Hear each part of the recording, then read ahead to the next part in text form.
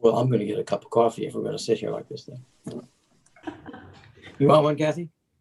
No, thank you. You're live, Sridhar. Thank you. Good evening, everybody. Welcome to City Parks and Community Services Commission meeting of October 14th, 2020. I'm calling the meeting to order at 7:01 p.m. Item number 2, roll call. Madam Clerk. Thank you. The procedures adopted for this meeting meet or exceed the standards set forth in Governor Gavin Newsom's Order N-29-20, which allows public meetings like this one to be held by teleconference to prevent the spread of COVID-19. At this time, it would be appropriate to conduct roll call and afterward to confirm certain matters for the record. Commissioner Dorlick, Present. Commissioner Kensington Lee. You're muted. Here. Thank you. Commissioner Birnbaum, Present. Commissioner Osland, Present. Commissioner Roberts, Present. Student Commissioner Ramesh, Present. Vice Chair Lopez Lucy, Present. and Chair Barros. Present. Thank you. So now I would just like to confirm certain matters. All members of the committee can hear me well. All members of the committee have been able to hear all previous speakers, including the roll call. Each committee member believes, based on facial recognition or otherwise, that all persons representing themselves to be the committee member are in fact committee members. If all three statements are true, please raise your hand. Thank you. And a final reminder is any votes taken during this meeting must be taken by roll call. Thank you.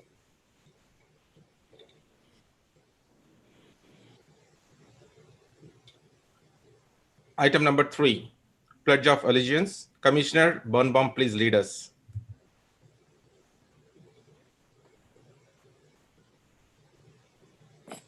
I pledge allegiance To to the flag of the United States of America and to the republic for which it stands, one nation, under God, indivisible, with liberty and justice for all.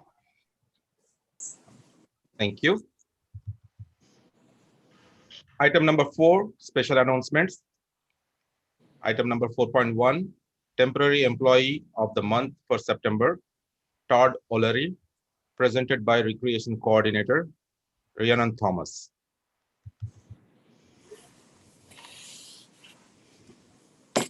Good evening, commissioners and members of the public. My name is Rhiannon Thomas. I am the Recreation Coordinator for Youth Sports. This evening, it is my privilege to present to you the City of San Ramon Parks and Community Services Department Temporary Employee of the Month for the month of September, Todd O'Leary. Todd began working with the Parks and Community Services Department in fall 2019 as a Recreation Leader 2 with the youth sports programs. During this time, he completed his general education at Diablo Valley College. Recently, he was accepted to Southern Oregon University, where he plans to study outdoor recreation. Todd continues to go above and beyond. He takes ownership of any task that he's given and is adored by the program participants. Participants always express that they want to be like Todd when they grow up. Currently, Todd is the lead for the kindergarten through second grade group of the Employee Child Care Program at the San Ramon Community Center. Todd has done a great job at managing his group. He works diligently to keep all the participants on task in order to ensure that they're on time to their virtual classroom calls, as well as completing the necessary assignments. He's memorized their schedules. He understands how to navigate the various district learning platforms, and just in general, the unique ins and outs that come with distance learning for this age group. Thank you, Todd, for all that you do. We are so excited to have you as a part of our team. Thank you very much. Thank you for this opportunity, and a special thank you to Ree for getting me set up and everything with all this. It's been a lot of fun working for the Parks and Rec department, and especially working with all the kids, getting them set up and everything. Thank you very much. Thank you. Thank you, Todd. Any commissioners? Anybody want to make any comment? No. Thank you. Thank you very much, Todd, for all your great services, especially during this pandemic with all like social distancing, all these challenges that we are facing, and you stepping up and helping our community services. That's fantastic. Thank you once again. Let me go. Okay, item number 4.2, Kathy, please, any special announcements? We do have a few special announcements this evening. So one very important one is that the November meeting date is going to be changed. It fell on Veterans Day, November 11th, which is a holiday. So we are moving that date to November 18th. Does anybody know out the gate if they have a conflict with that date? It would be good to know. But that is the date that we are targeting for the November meeting. So that's November 18th. Any conflicts that anyone knows of? Okay, great. Also wanted to let you know that the winter activity guide is going to be online again, just like we did for the fall. Given the uncertainty with COVID-19, it really allows our staff to be much more flexible and nimble and change as the health orders change. So we've elected to keep it online for another quarter, but we're hopeful that we'll be able to go back to a printed version by the time we get to spring. Also, I'm sure some of you already know, but as we mentioned last month, our Easy to Hike app has, the organization is gone, they're folding. And so our staff were quick to get Outer Spatial online, and it should be coming up and operational tomorrow. So I encourage you to download the Outer Spatial app. Do have a little patience with us though, as we're still updating information. As you can imagine, it was a lot of information to move. It took us months to get onto Easy to Hike. So it will work, but we'll continually be adding more pictures and more information as time goes by. And then since it's almost Halloween, and as you know, the county has suggested that it's not a good idea for people to trick or treat this year. And that's so sad for so many families and kids who love Halloween. So the Parks and Community Services staff quickly did another pivot, and we came up with 3 Halloween programs that would be okay for the community to enjoy. We're having a Halloween house decorating contest. And we have high hopes that we'll get lots of houses. So please encourage everyone. We're having a virtual costume contest. So dogs, pets, and adults can show off their costume. We're having this is a unique one, the Scarecrow Scavenger Hunt in Central Park. So we've asked all the departments in City Hall and some of our foundations and other groups to create scarecrows. They're going to be scattered throughout Central Park, and we're asking people on their own time, socially distanced the week before Halloween, to come and try and find them all. In fact, we've got a great little app called Goose Chase that's going to even add some more elements of fun to it. And for that, we also are going to need some judges. And so I'm hopeful that a few of you might be available on October 26th at 4 o'clock to come judge our scarecrows. They are going to be out in the park, and so we don't know how well that will go in regards to vandalism, but we have high hopes that our community will embrace it and let the scarecrows be scarecrows. Okay. So, is there anyone who's interested in judging? It could be all of you for that matter, or as many as want to come, but I just want to make sure at least I've got a couple. I'll do it. I'll do it. Perfect. Commissioner Dolrick, please go ahead. You raise your hand. Kathy, the only question I had after the announcement regarding the change of the meeting is the Arts Advisory Committee meeting. Is that staying on the same 18th? Great question. You are probably correct. It probably will be on the 18th. So Okay. that may be challenging. We could take a look at that. Well, yeah, I believe we're doing the judging for the art gallery this coming meeting. So it may not be anything pressing that particular meeting as far as that liaison goes. Okay, All right. just an FYI. Thank you for raising that. We'll take Yep. a look at that. Perfect. So Commissioner Keniston Lee and Commissioner Veros are both available to judge. Anybody else who's interested, please let me know. You can send me an email and we will add you to that list.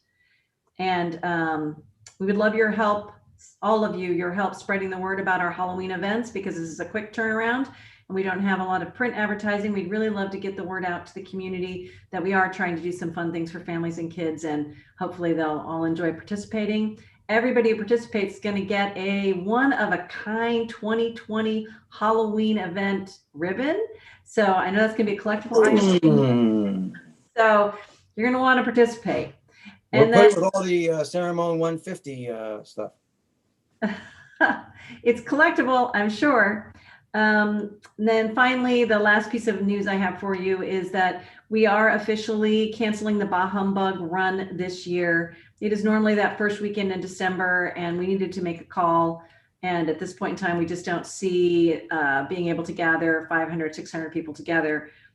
We had considered doing it virtually again, but we didn't have the hugest turnout for the 4th of July virtual run. So we elected this year to let it go, but we are going to be offering some fun holiday events. We're just still putting those together. So hopefully we can cancel one and offer some others, but wanted you all to be in the loop. That's all I have. So Kathy, do we have any digital image or picture for our Halloween event, like so that we can share within the community? Absolutely. We've done some social media posts, so I'm happy to send some of those to you and you can just forward it out. Would that help everybody? Yeah, that would be great. I'll do. Excellent. Thank you. Thank you. With that, item number 5, public comment or written communication. At this time, those in the audience are encouraged to address the Parks and Community Services Commission on any item not already included in tonight's agenda. Members of the public who are participating via Zoom will have the opportunity to make comments to the Parks and Community Services Commission live through the Zoom application. Comments should not exceed 3 minutes. Comments from the public under public comment may also be submitted by email to ctoman@sanramon.ca.gov. No commission action can be taken at this meeting on issues raised during public comment, whether submitted by email or Zoom. Written public comment emails must be submitted to the Parks and Community Services Department prior to the commencement of the meeting.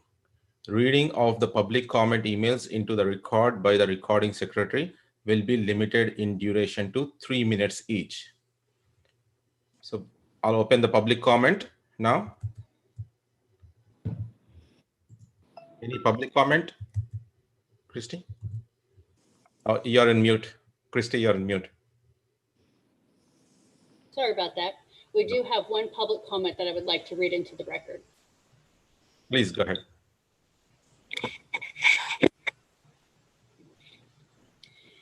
I am requesting that the California High School track is open to the community when the teams are not using it. It has arbitrarily been kept locked, denying the community of its use when it is one of the public parks listed on the website. I have contacted the city, the school administration, the district. The athletic director was the only one respectful enough to answer me. However, he stated he will not open it because that would require sanitizing it before a team can use it, which is totally logical, lacking any backup from the health authorities. I have reached out to many other members of the community, and almost everyone shares the frustration of not being able to use something we should be allowed to use as a resident of San Ramon. Respectfully, Elda Contreras.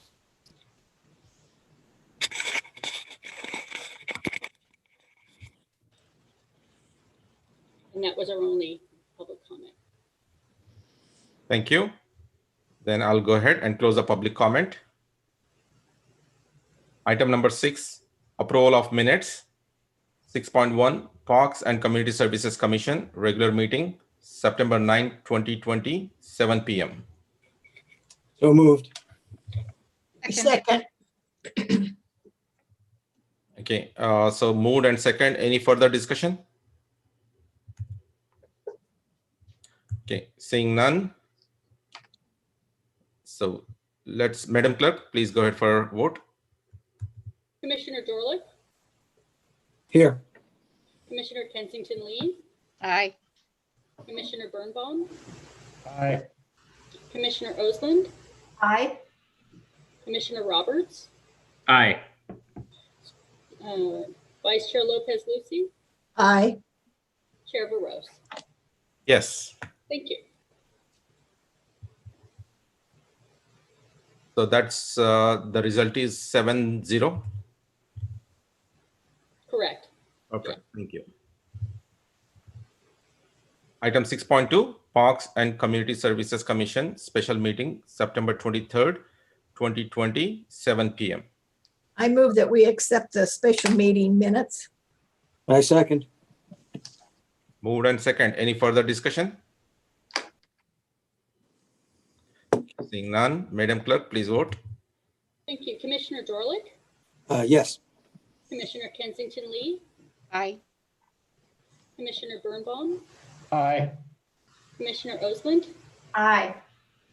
Commissioner Roberts, Aye. Vice Chair Lopez Lucy, Aye. Chair Barros. Yes, Thank you.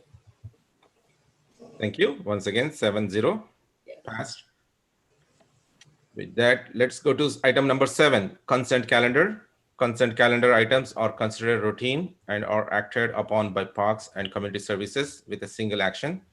Members of audience wishing to provide public input may request that the commission remove the item from the consent calendar. Madam Clerk, any consent calendar items? No, we do not. Thank you. Item 8, commission business.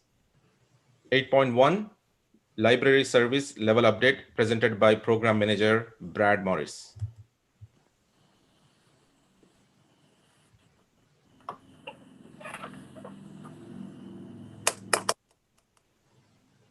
Good evening, Commissioners. Chair Veros. I'm very excited to be here today to talk to you about an opportunity we have as we're looking at our library service levels and give you an update of where we stand. Christy, I was hoping to be able to share my screen. It's given me a denied sign. Okay, we could change that for you. Try it now. The voice from behind the screen, thank you, Christina Buna.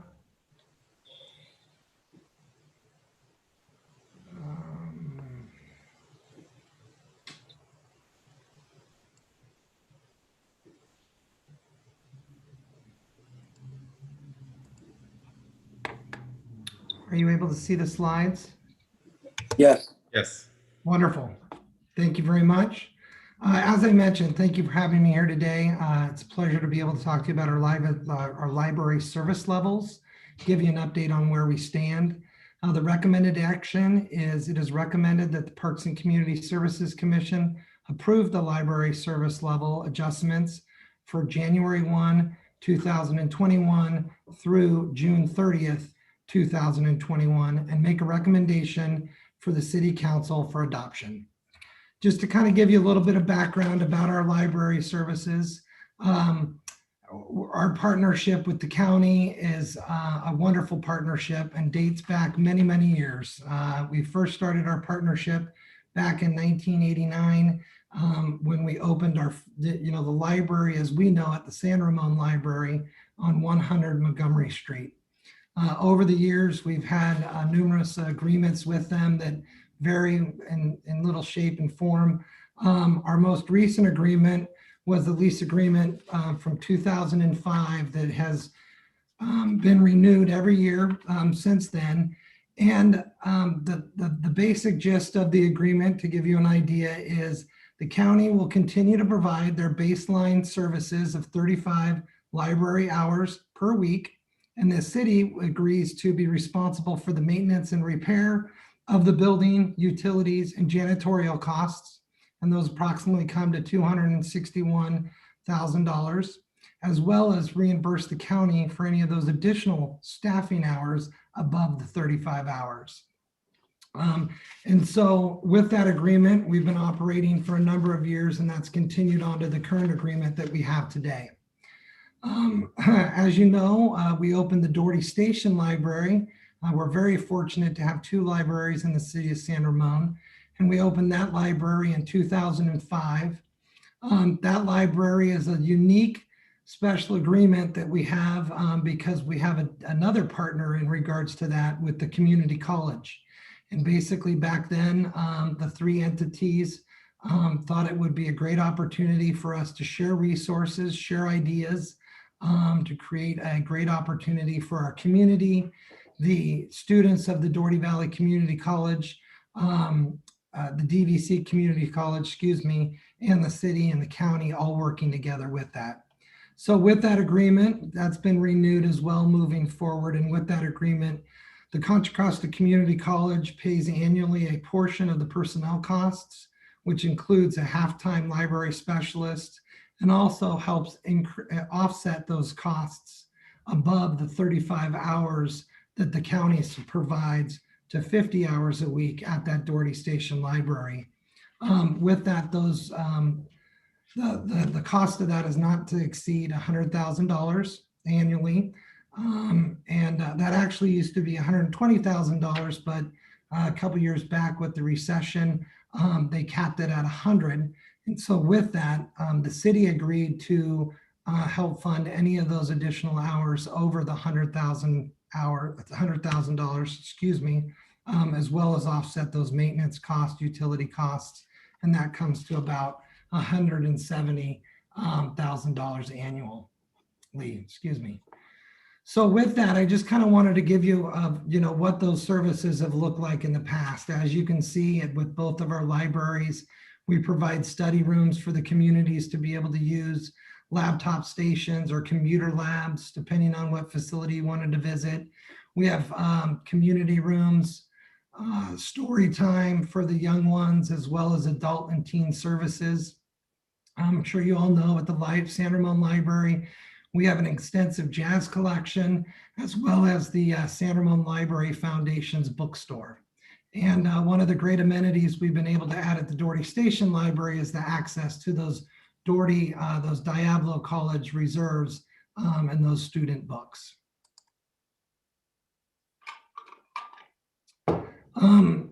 So as far as the hours, what they've looked like in the past, the San Ramon Library has been Monday through Thursday from 10 to 8. Those Fridays and Saturday hours from 10 to 5. And then of course, we used to have those Sunday hours from 1 to 5. However, the county is no longer able to offer those Sunday hours. They've stopped offering in about all their branches. So those are no longer available. And then at the Doherty Station Library, we have a 10 to 8 on Monday and Thursday. On Tuesdays and Wednesdays, it's 12 to 8. And then on Fridays and Saturdays, it's 10 to 5.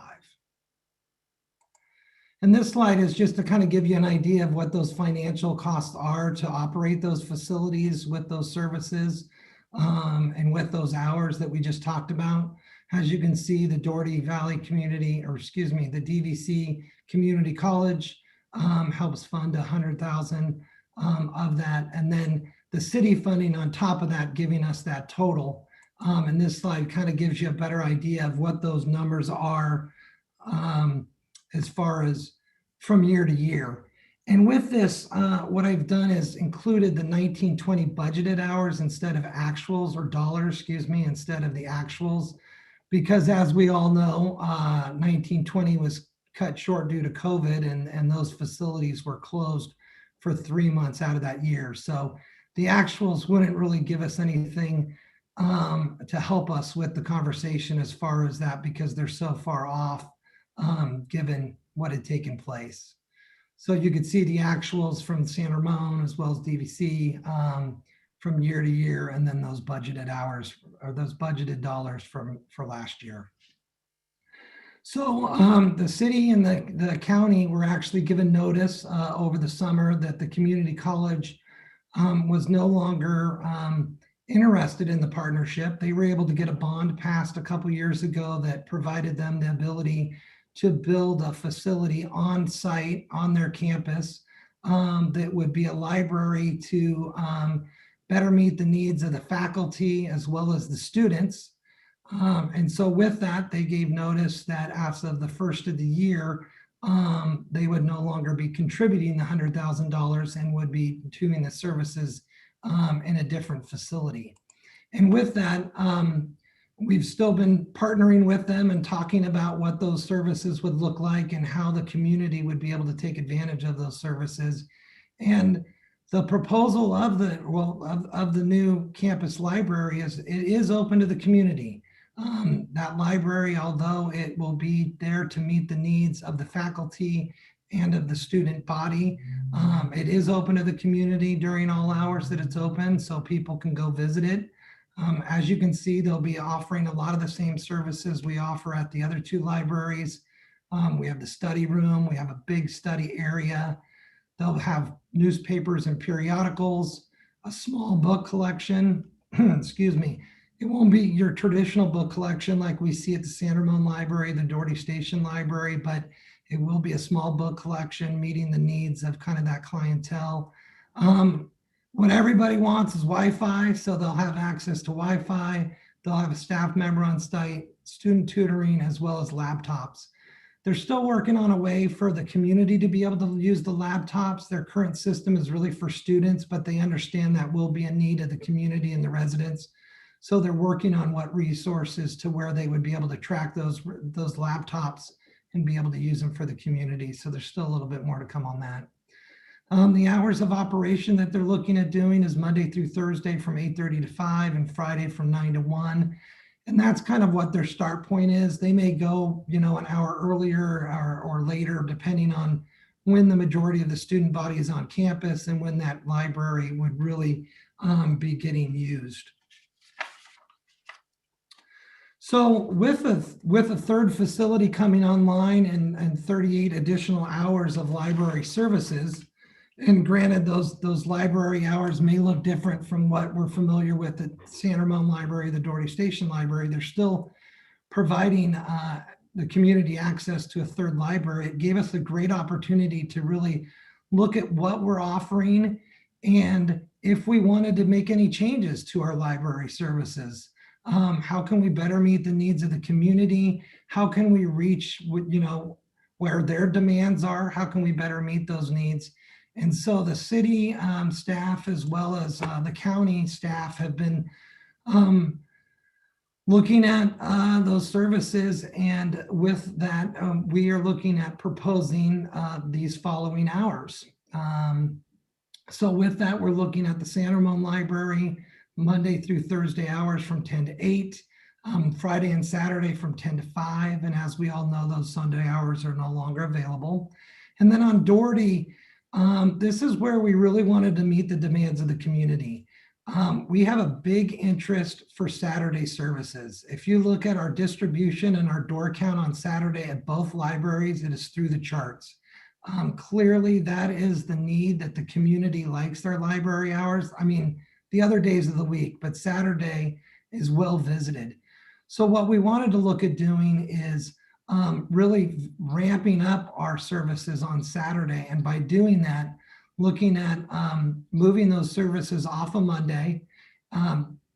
The public and the community would still be able to use the San Ramon Library on Monday if they have questions or anything like that, as well as the Doherty Community College Library. And then, excuse me, move that Tuesday, Wednesday, Thursday from to a 10 to 8 program. So if you remember, Tuesdays and Wednesdays where we used to be open at noon, now we're going to be 10 to 8, Tuesday, Wednesday, and Thursday.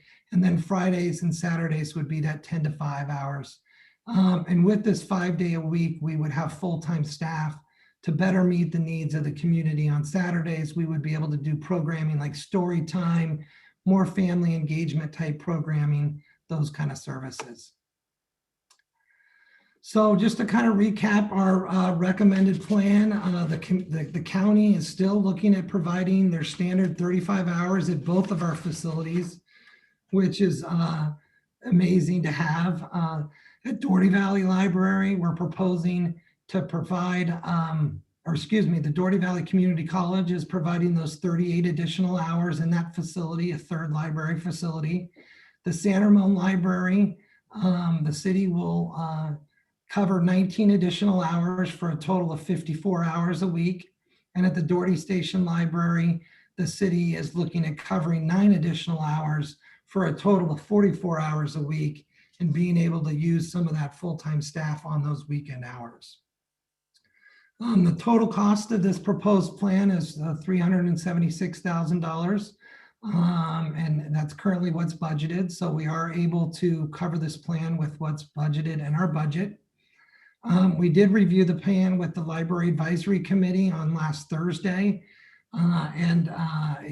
you know, they, well, actually, we had mixed emotions to the plan. Of course, from the Library Advisory Committee, they would all love to see as many hours as possible at all of our libraries. One of the members was very adamant about not losing any hours, while the other two committee members felt the proposal was good. They liked us to be able to see us to be able to do more on Saturdays with more full-time staff and really meet the needs of the community, and felt it was a good plan. And so with that, I'm bringing that to you. And if you have any questions, I would be more than happy to answer those questions. We also have Nancy Kreiser from the Contra Costa Library Services, as well as Allison McKee, and they are on, excuse me, they are online as well. In case I can't answer any questions. Thank you, Brad. Public comment is open now. Madam Clerk, anybody for public comment?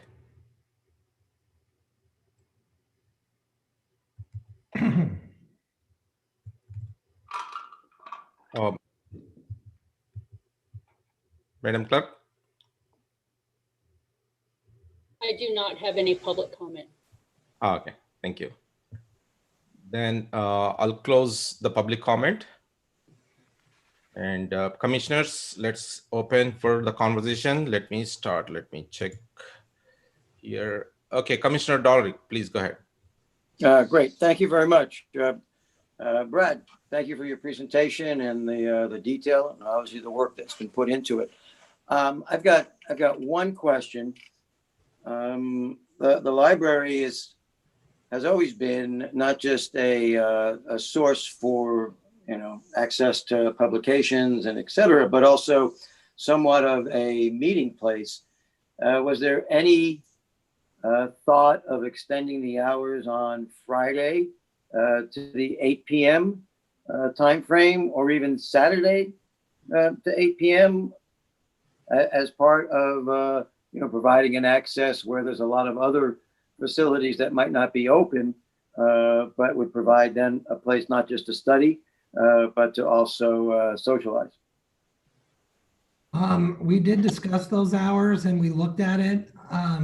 Given the number of kind of the door count, when you look at the door count and the circulation per day, per hour, really Friday is our less used day.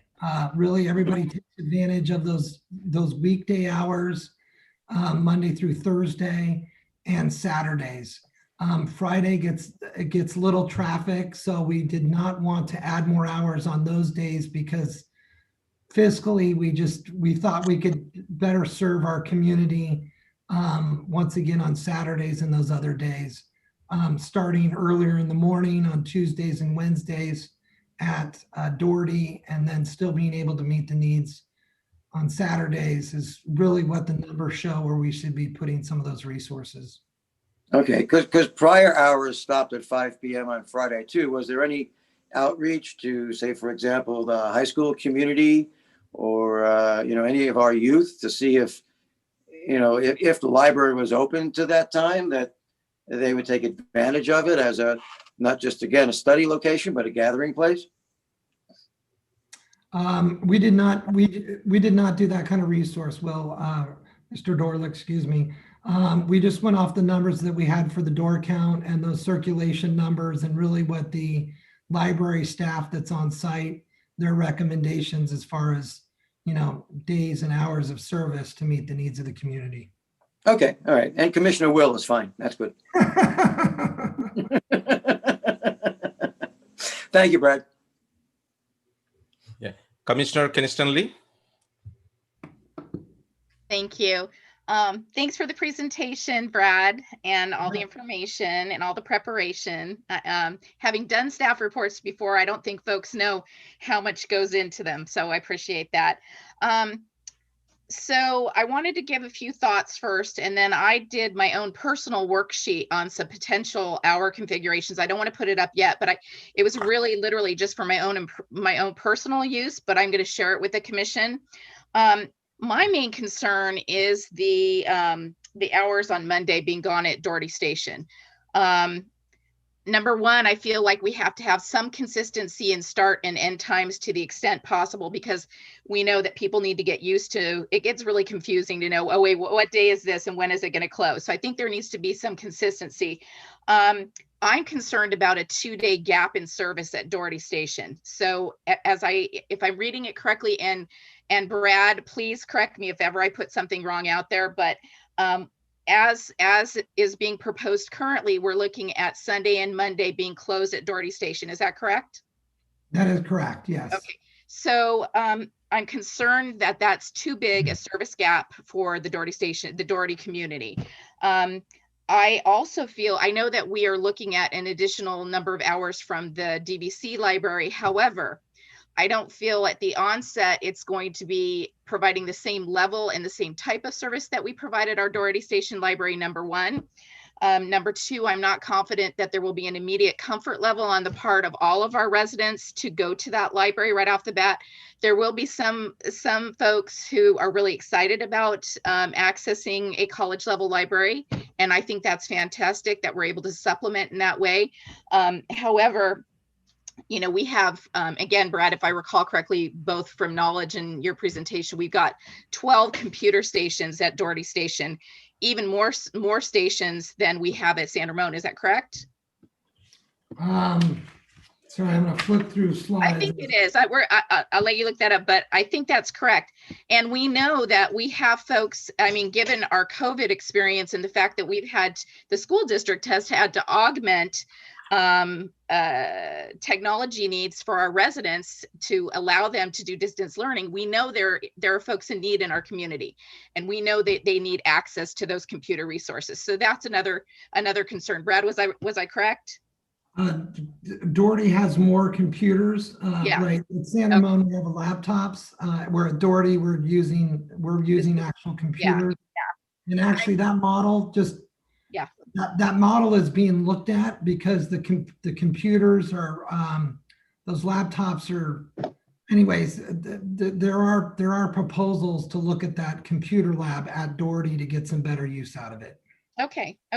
So I understand that, you know, given that we're going to be losing essentially $100,000 starting the first next year, I understand the desire to keep costs low, but I don't know, Christy, do you have that little sheet of mine, or somebody was to have it and put it up on the screen? I have it, Heidi. So let me see if I can work my share screen here and put it up. And once again, what I did is I configured the hours to show other possibilities. This is not me suggesting that you choose one over another. It is, okay. And you can, Brad, are you controlling that? I am controlling that. So sorry. Okay. Tell me where you want to go. Oh, go. Okay. So at the top one, lines 2 through 10, that's, I believe that's as is being presented. If we go down to, I've given 3 alternative options, but I'm just going to give you a high level philosophy. If we can shave off a little here, add a little there, I think we can recoup hours. It might require the city chipping in a few more hours, but I think we can recoup Monday at Doherty Station. You know, with this one, alternative option 1, I've essentially shaved off a half hour, you know, on Monday through Thursday. And I believe I shaved off. So you'll see I've shaved off here, given a little there. So that's one option. If we go to alternative 2, again, shaved off here. But what I did also is I bumped from 10 to 10:30 there. I do like the idea that we're trying to do, you know, family-oriented programming. We know story time is big. We know it's really popular with the kids. I love that service, getting kids interested in story time and books. I believe that a 10:30 could still keep us in that sweet spot of family programming. And then if we scroll down to option 3, again, I just, I bumped it to 10:30 for San Ramon. So I feel like there's some possible configurations we could entertain where we could recoup Monday and still have a core time frame for the other libraries. Now, what's going to impact this, and what I would like to get a little more information from staff. I heard from Brad that Saturdays are very popular, so I took that with me. We know the county basically has nixed Sundays. what I want to know is which library relies most on after hours service, so that, you know, that would impact what our configuration might be. Would a 10:30 a.m. Timeframe work for story time? Those kinds of things. So if there's any light that you guys can shed on whether not just these alternatives, but whether any alternative configuration would work for our community and our residents. My bottom line point is that I do feel like that 2-day gap in service at Doherty Station is too much, and that I would like to see us entertain some creative options. That's it. Great. If I could, Chair Verost, I would love to bring in Nancy or Allison with the county.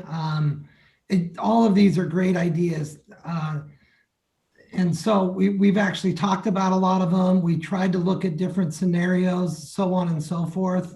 Really tried to, you know, take a blank picture and paint what we thought would be best for the community. So I love all these ideas and suggestions.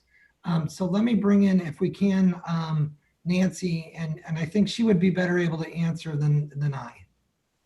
Sounds good. Yeah, please, let's bring Nancy on the call.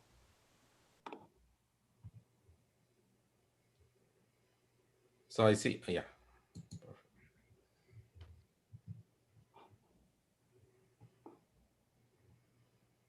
Hi, everyone. Good evening. My name's Allison McKee. Starting on Monday, I will be the interim county librarian. I wanted to thank you all for caring so much about our libraries. It's wonderful to get the consistent message that you all want more library hours, as of course most of us do, and we certainly think more is better.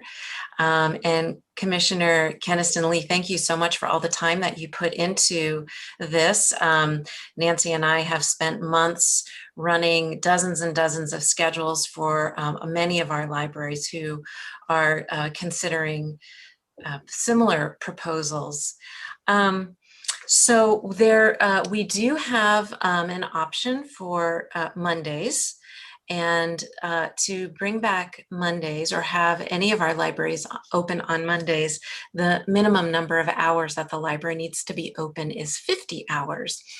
And the reason for that, I don't want to bore you and get into the weeds too much about all of our scheduling puzzles, but the sort of shorthand way of talking about it is when our city partners pay for extra hours, they're not paying for 1 hour at a time. What you're actually paying for are people, our employees. And our employees are either full-time or part-time employees, and they're all benefited. And most of them are permanent employees. So, you know, we put together a few open hour schedule options for our city partners, for Brad and Kathy. And one of them was 50 hours a week, which maintains Mondays, and the other was 44 hours a week, which gives you a lot of bang for your buck. We understand that that was the recommendation from the city based on some budget limitations they have. So the schedules that we put together and proposed take into account all the what would be most cost effective and efficient for our city partners. You know, we're all operating on a budget, particularly in these times. And they also take into consideration our labor regulations. We are a union shop. And those labor regulations take into account work schedules, as well as classifications, job classifications that we need to have to keep our libraries open. So although I really appreciate the fiddling and juggling of these schedules, this particular proposal is very creative, but doesn't work in terms of putting people into those schedules. So I hope that okay. Can I follow up? Some context. Can I follow up? Yes, please go ahead. Okay, so thank you for clarifying, you know, any of us who've worked at different organizations understand the personnel and union issues that you're referencing. So thank you for that clarification. So here might be where we fall. One is going with staff recommendation without Monday, but the other option is, many of us, I can't speak for everybody, do value libraries in our community as a gathering place and a place of knowledge, a place that builds community. And so we do value it. So one option could be, Brad, correct me if I'm wrong, we actually, and we need to, obviously, I'm excited to hear from our student commissioner. I want to hear from my fellow commissioners, because that's part of this process. And I always learn from that. But we could conceivably go back with a recommendation to city council, suggesting that we pay for more hours in such a way that meets the library's employment requirements. Am I understanding correctly that there is a way to do that? Correct. If we wanted to bring back the library, if we wanted to do library hours on Mondays and go back to that Tuesday, Wednesday, noon to 8, and then bring back the Mondays annually, well, for this calendar year, for the full year, the cost was going to be $94,938. So for the 6 months that we're talking about right now, you're looking at 47,000 and change, but annually you're looking at that 94. And then once again, we got to keep that in mind, because moving forward with that 94, just in regards to those Monday hours, there's also those cost of living increases with full-time personnel, all of those annual increases that are going to go to continue to meet the needs on Monday. And why did we, please correct me if I'm wrong on that. Yeah, thank you, Brett. Sorry about that. And why did we choose Monday to pull off the hours? Is that a proven low traffic day for the library in Doherty Station? Well, Mondays are, the reason why we picked the Mondays is one for employee, that 5 day away, that 5 day a week, not only work week for the county employees, but also for our residents to know with, these are the 5 days that we're open without taking a day off in the middle of them.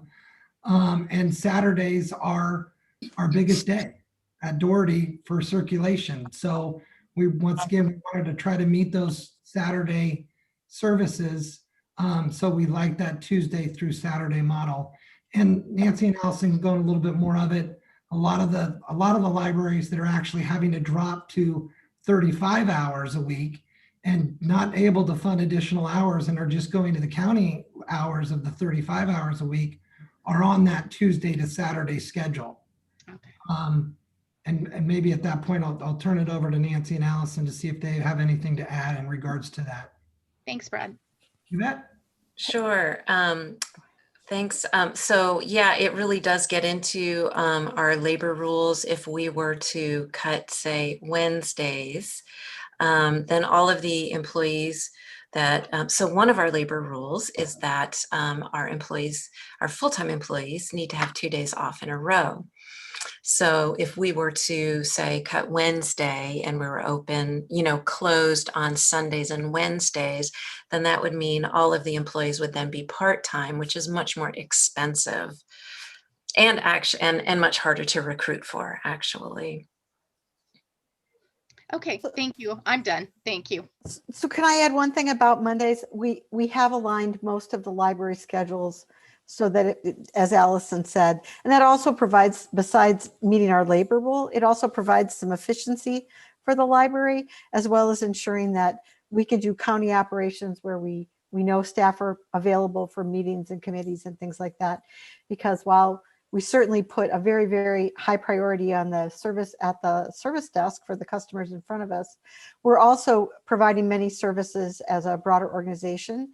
And this just works really well in terms of providing the biggest bang for the buck, not only for San Ramon, but for the entire county. Thanks, Nancy. Hi, Heidi. Hi. Commissioner Lopez Lucy. Well, I had the same concerns as Commissioner Kensington Lee had, was the why cutting out the Mondays totally? And some of my questions, Heidi has asked, because I had some of the same questions. But when I hear your response about your employees have to have 2 days in a row off, the labor situation and everything, and I assume that Mondays also were probably maybe a lesser but a usage day, because that was my concern, that Doherty Station kind of gets left out of some things here, because the way it's proposed, they're getting 10 hours less.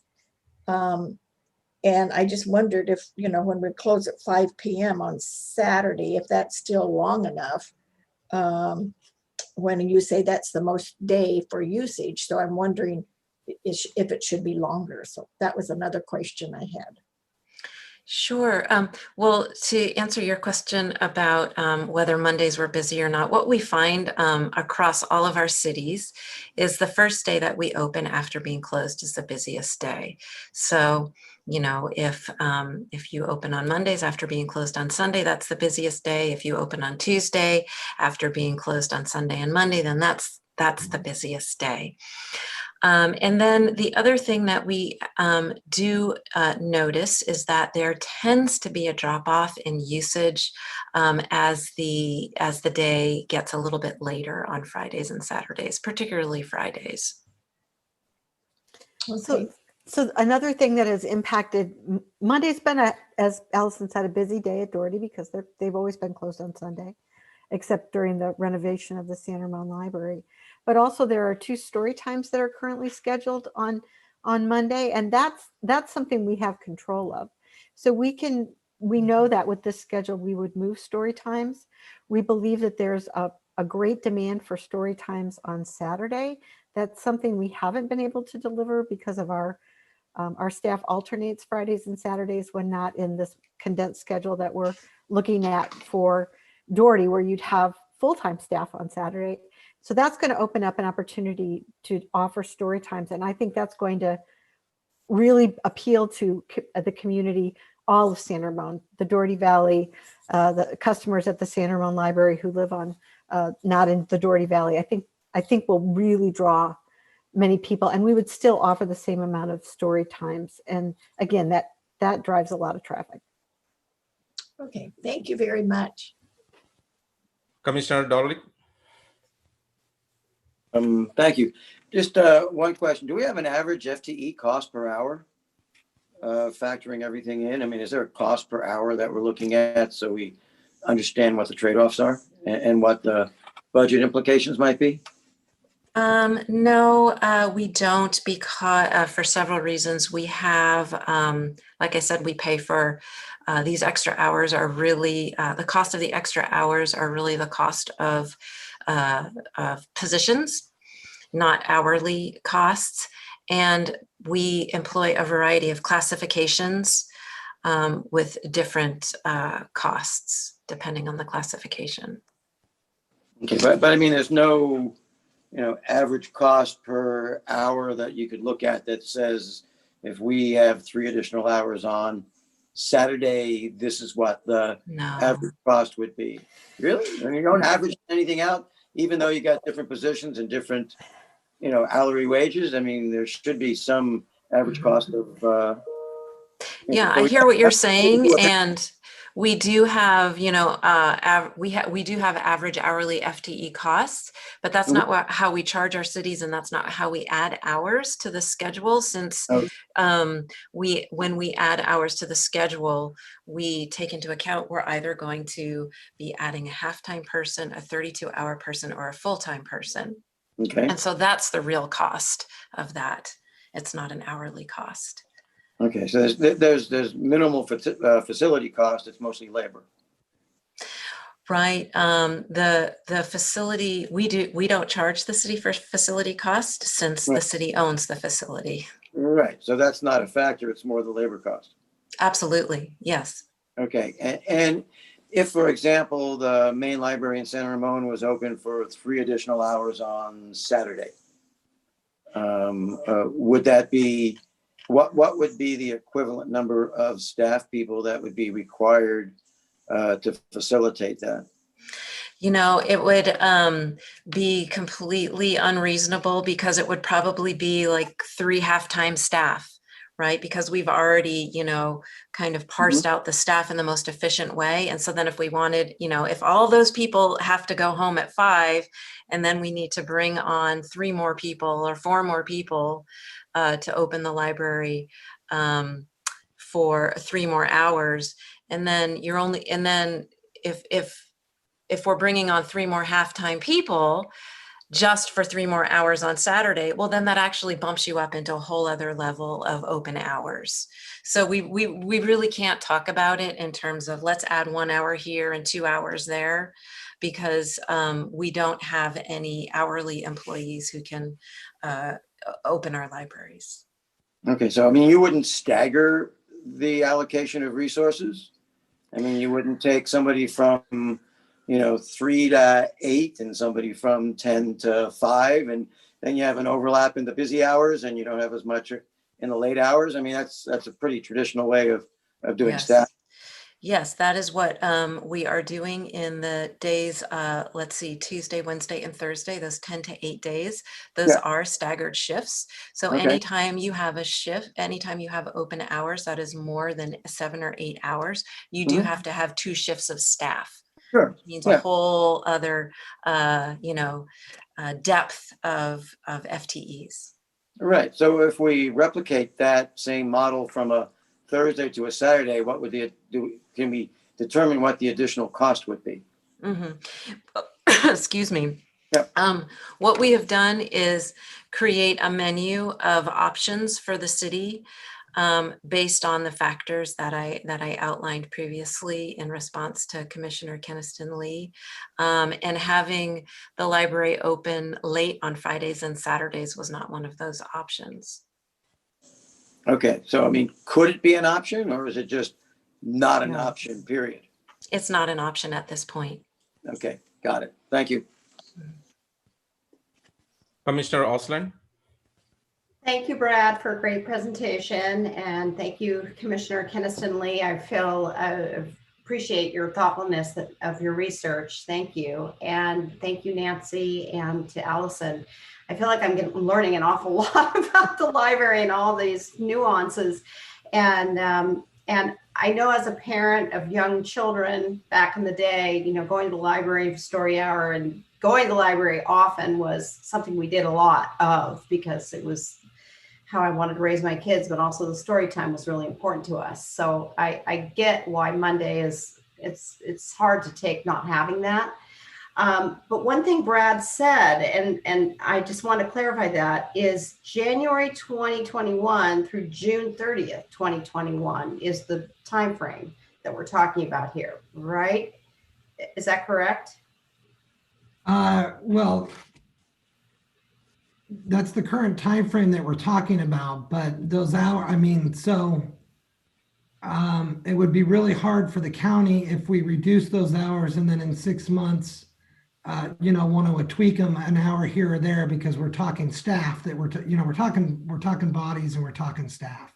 Okay. So yes, we're this discussion is for the 6-month period. However, you know, we will use this framework to move forward unless we want to really look at adjusting our services down the road in the future, if that makes so sense. This plan would continue in July 1st of 2021 for the next 6 months. Correct, unless we found that it just really wasn't working and we needed to revisit it with the county. I think the other thing that we're thinking about is, you know, once again, this plan is for the 6 months and moving forward. And if a year or a year and a half from now, we realize that the DVC Community College Library is really not meeting the needs that we anticipated, certainly we would be able to go back to the library and figure out, okay, is there an opportunity to revisit the negotiation? So, you know, once again, this is the template that we're proposing moving forward. However, a lot can change. And like I said, if 2 years from now, none of our communities go into the DVC library, then we would certainly go back to the county and say, okay, you know what, it didn't work out the way that we anticipated and we want to revisit. And and we could go from there. We may find that there's some of us believe there's a large population that will be using the Doherty, the DVC library, the community college library, as well as they have a food court that they're putting in there as well that's going to help supplement those people that would probably go to the Doherty Station Library. But once again, until we see it, this is kind of what we're proposing and what we think the best direction is moving forward. Okay, so I guess then my question is this sort of a trial till June 30th, 2021, or is this something that, it sounds like you're going to be looking at it. Is it working? Yeah. Is it going to be, maybe this isn't the best solution, so we need to revisit it again. I guess, is it etched in stone for a really long period of time? I guess is my question. It's not etched in stone. No, I don't. I mean, no, it is not etched in stone. This is what we're proposing, given where we are today, with everything going on around us. And I think, we would not be able to turn on a dime by, because we're talking hiring personnel if we wanted to bring back more hours, but there certainly is the opportunity to, as this plays out, we're constantly talking to the community college as well as the county in regards to, are we meeting the needs of our community? And that will continue to go forward. So as those discussions are taking place, if the county or us or our citizens or our residents find that we're not meeting those needs, then yes, we have the opportunity to go back and revisit with the county. Okay, if we want to bring back the Mondays, what does that look like? Once again, the a la carte of a half hour here, half hour there's not going to work, but we can revisit that 6 day a week schedule compared to the 5 that we're proposing. Thanks, Brad. I might add one thing to just for clarity for everyone. So the library budget is done through our annual budgeting process. So this is a mid-year situation, but that's because the community college has left at mid-year. So we need to address it now. But every year the county provides an estimate of what the services will cost the next year. And every year it is put into our budget for consideration that way. So in all likelihood, we will be working on the budget about, January, February of this next year and working way through its approvals. So in all likelihood, if we move forward with this plan, we would be holding on to it for that next year and would consider it at that next bump. Does that make sense? Thank you. Thank you, Kathy. Student Commissioner Ramesh. Thank you. So I do have a few comments and then a few questions. So first, from my experience, the youth that use the Doherty Valley Library a lot are younger teens who, like one of the other commissioners said, depend on the computer resources to even complete their homework at times. And I think as schools move online due to COVID, but also in the future as people want to have more virtual learning, it's going to be a large strain on these students if they don't have access to laptops at the DVC library. In addition, I have been to the DVC library before, and the space is a lot more limited compared to the other facilities that the city has. And I know one resource that is really utilized on all the libraries is the study rooms, and they're always, the sign-up sheets for the study rooms are always backed up. So I can see that study rooms are mentioned for the DVC library. I was just wondering if the capacity differs from what the Doherty Station Library currently has. They're not proposing the same number of study rooms for the Doherty Station Library. I think due to they have a lot of classrooms that they'll be using on campus that will be outside of the library. I'm sorry, I don't have that actual number of study rooms that will be available. But like I said, it's, they do have other facilities that they're able to meet with their student body and the faculty, but they will have those study rooms. They do have study rooms available. Another question I had actually had to do with the schedule. So I noticed that in the initial 19 to 20 year, Tuesdays and Wednesdays for the Doherty Station Library started at 12 p.m., whereas now I think it's been moved earlier to 10. So was there a reason for this change? Well, I think the reason for the change was to be a little more consistent on those Tuesday, Wednesday, Thursdays to where we would be able to be open from 10 like the other days of the week. Also, like Nancy had mentioned, it gives us an opportunity to look at the story time and what would be good. You know, the reason why Tuesday, Monday, and Thursdays were open was early, where those were the 2 days that we did story time at the Doherty Station Library. Now it gives us the opportunity to do it other days of the week. And Nancy, please step in if I'm missing anything. No, I think that's part of it, Brad, but it's also based on the staffing model that Allison has talked about. It's a place where we can effectively and cost effectively add extra hours of service and provide more service in that 5-day window. So you want to, if you're going to a 5-day schedule and you're going to have more than 35 hours, which is what we're talking about here, we want to add those hours within the template of service we're offering across the county. So that's the next logical place. Our libraries offer service 10 to 8 Monday through Thursday in many locations. It's just kind of our next part of the standard pattern of staffing and open hours.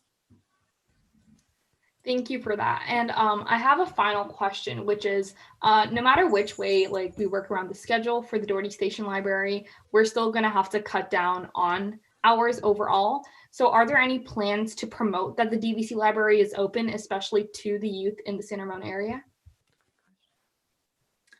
Yeah, I mean, I think we'll, the JULAC, which is the 3 entities working together, will definitely be working on that. I mean, I think, right off the bat, the schools got kinks that they're going to work out. I mean, we're all dealing with COVID to figure out, okay, how's that going to work at all 3 libraries? So I think at the beginning, but definitely we will be looking at that. The community college knows that we are going to encourage residents to utilize that space if they want to, and we haven't gotten any resistance for that. So I think that, yes, we will help promote that to get our community there. Thank you. Mm-hmm. Commissioner Roberts. Thank you, Chair Veros. So I initially took my hand down because Commissioner Kinnison-Lee brought up my initial issue looking at this and having 2 days closed back to back. But what I was thinking is Commissioner Osland brought up an interesting point about, gosh, I've just lost my train of thought. Commissioner Osland, you just talked about this not being this sort of being a trial phase, right? I mean, it's not etched in stone. It's like the period of time. And with COVID right now, I mean, how are we going to know? Are we going to have the actual data that will suggest that we've got good information to work on, right? I mean, based on what happens here in the next few months in terms of what COVID might or may not look like. So going into next year, so it may really be the end of next year that we have the proper data to really make any decisions. Is that right? Or yeah, I think that would be right. I mean, I think like Kathy mentioned, we evaluate our operations and our budget twice a year. We submit our budget, we work on it in January, February, it gets approved for the fiscal year, and then we revisit it mid-year. So there certainly are opportunities for us to revisit this model. Of course, we need to be sensitive of the county and staffing and how we can roll this out, but yet we definitely have those opportunities, and we're constantly evaluating our budget as well as all of our operations, as well as the libraries throughout the year. And like I said, I mean, we can even work off of those, but mid-year in the budget year is when we really revisit them. Thank you. Thank you. Commissioner Dorlick. Yes, thank you, Chair. I'd like to make a motion. I move that we accept the report as presented, approve it, and recommend to the City Council to move it to the City Council for their review and consideration. I would second that motion. Moved and second, but I see Commissioner Kinnison-Lee hand is raised. Yes, thank you. I had some final thoughts that I guess we'll now insert into the discussion portion of this motion. First of all, I wanted to say that our student commissioner, Ramesh, you just did an awesome job. I mean, really, it merits spending a moment of our time just to say you are representing teens well, and I think you should be really proud of a well thought out series of questions and comments. So I did want to say that. That aside, to Commissioner Oslin's point, and perhaps, I don't know if this would require an amendment to the motion that's been made or not. I feel like, well, let me back up. I do feel like we've got a gap here. We've got a hole here that I would love to see filled. And Nancy, I worked with her on the library renovation. I have the utmost respect for her. Given labor issues, cost issues, and sort of this uncertain time we're in, Nancy, can I ask you, do you feel like this is the right answer for us? Do you feel like this is where we need to be right now? Given our discussions with staff and understanding where they are with the budget that was put in place for the current year, I think this is an option that gives the city the most hours that we can possibly get out of that current budget. So yes, I support it.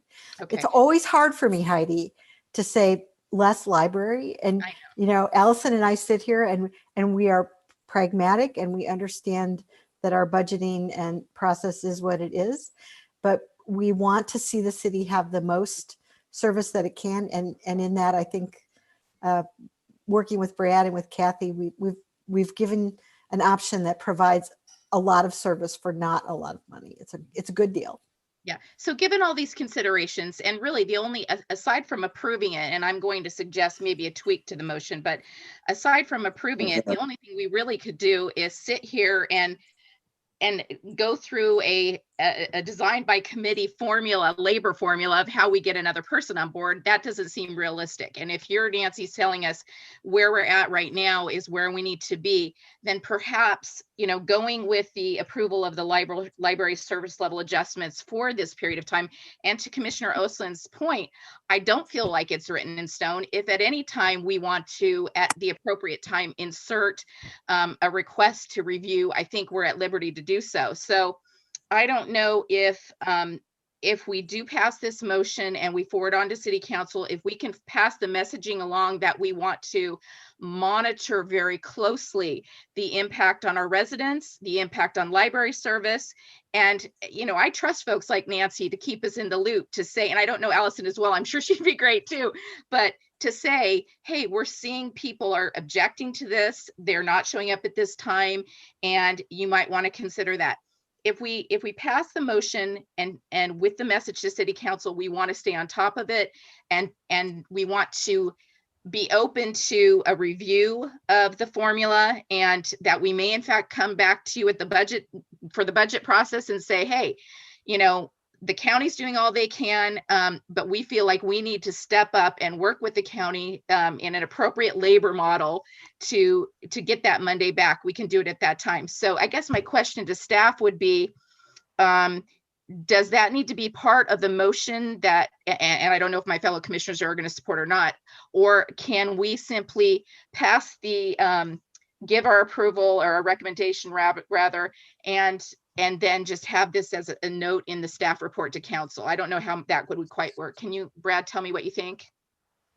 Yeah, Kathy can correct me if I'm wrong, but I think we're constantly evaluating this partnership and meeting the library's needs. The community's needs with their libraries. We understand how much this community loves our libraries.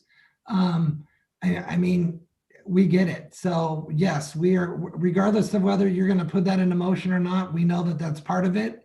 The county communicates with us regularly on whether we're meeting the needs and how we can adjust those services to meet the needs. And it's part of our ongoing discussion that we meet with them quarterly, budget time, so on and so forth. And so those discussions would come up, whether it's in the budget, whether it's in the motion or not, but Kathy can answer whether we want to put it in a motion. Yeah. Yeah. So you could put it in the motion if you wish. It can also just be reflective. It's the will of the commission, and that's what we've heard. Then we can certainly put it in the verbiage to say the commission made a motion to approve the plan as presented. However, they would be very interested in making sure that we monitor this at every budget cycle to ensure that we're still able to meet the needs.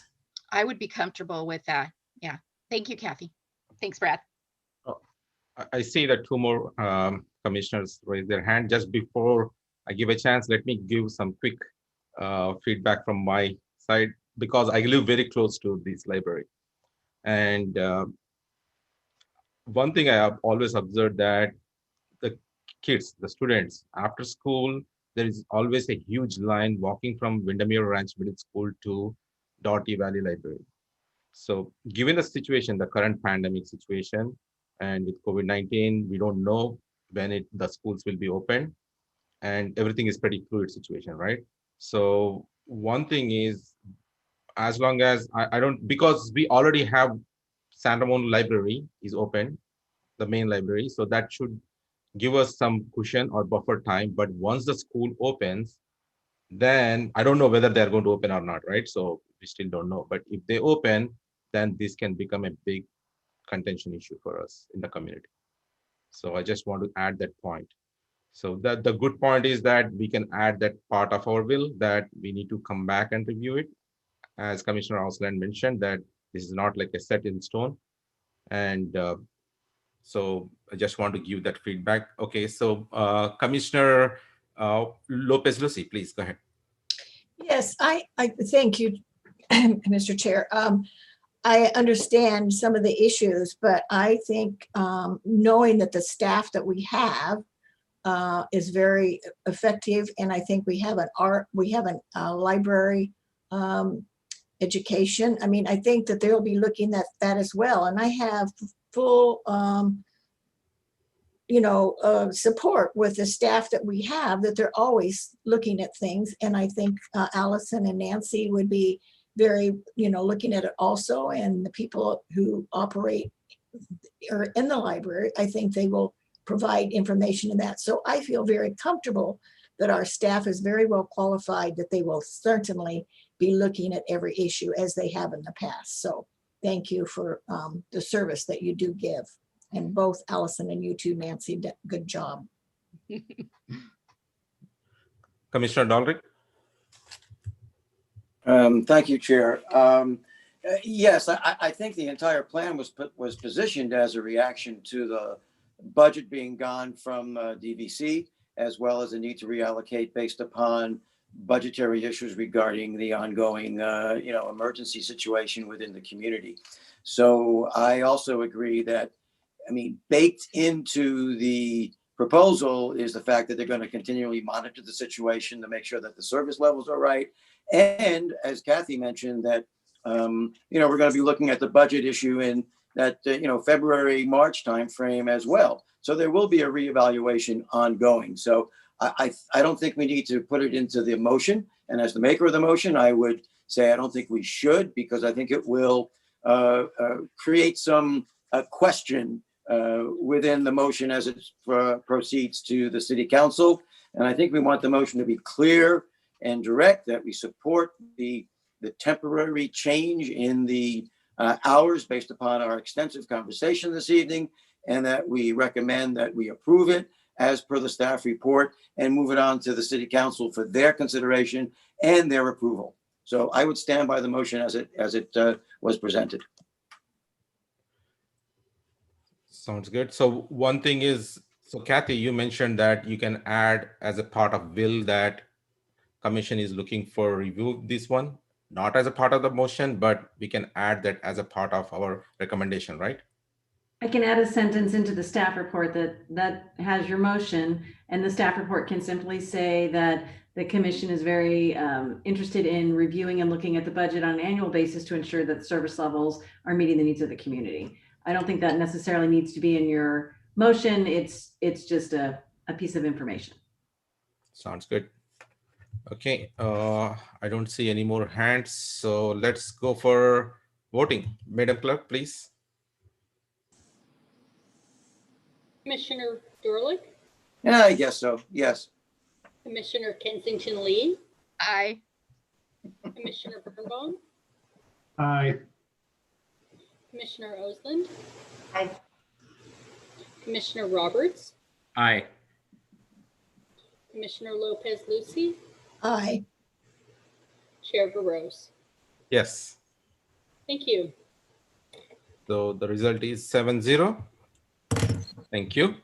Thank you very much, commissioners. We really do appreciate the feedback. We took good notes and we appreciate it. Thank you for your time. Thanks, Brad. Okay, with that, we are going to item 8.2, Facility, Park, and Trail Naming Policy Update, presented by Program Manager Keith Haas. Thank you, commissioners, and good evening. Tonight, Christy will be controlling the presentation on the proposed facility, park, and trail naming policy. So I'll wait for that to come up.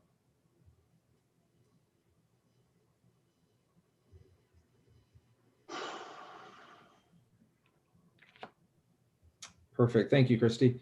Okay, so this evening, I will be providing information regarding the proposed facility, park, and trail naming policy for you to approve and recommend the policy be forwarded to the City Council for their review and final approval. Go ahead, Ed. Next.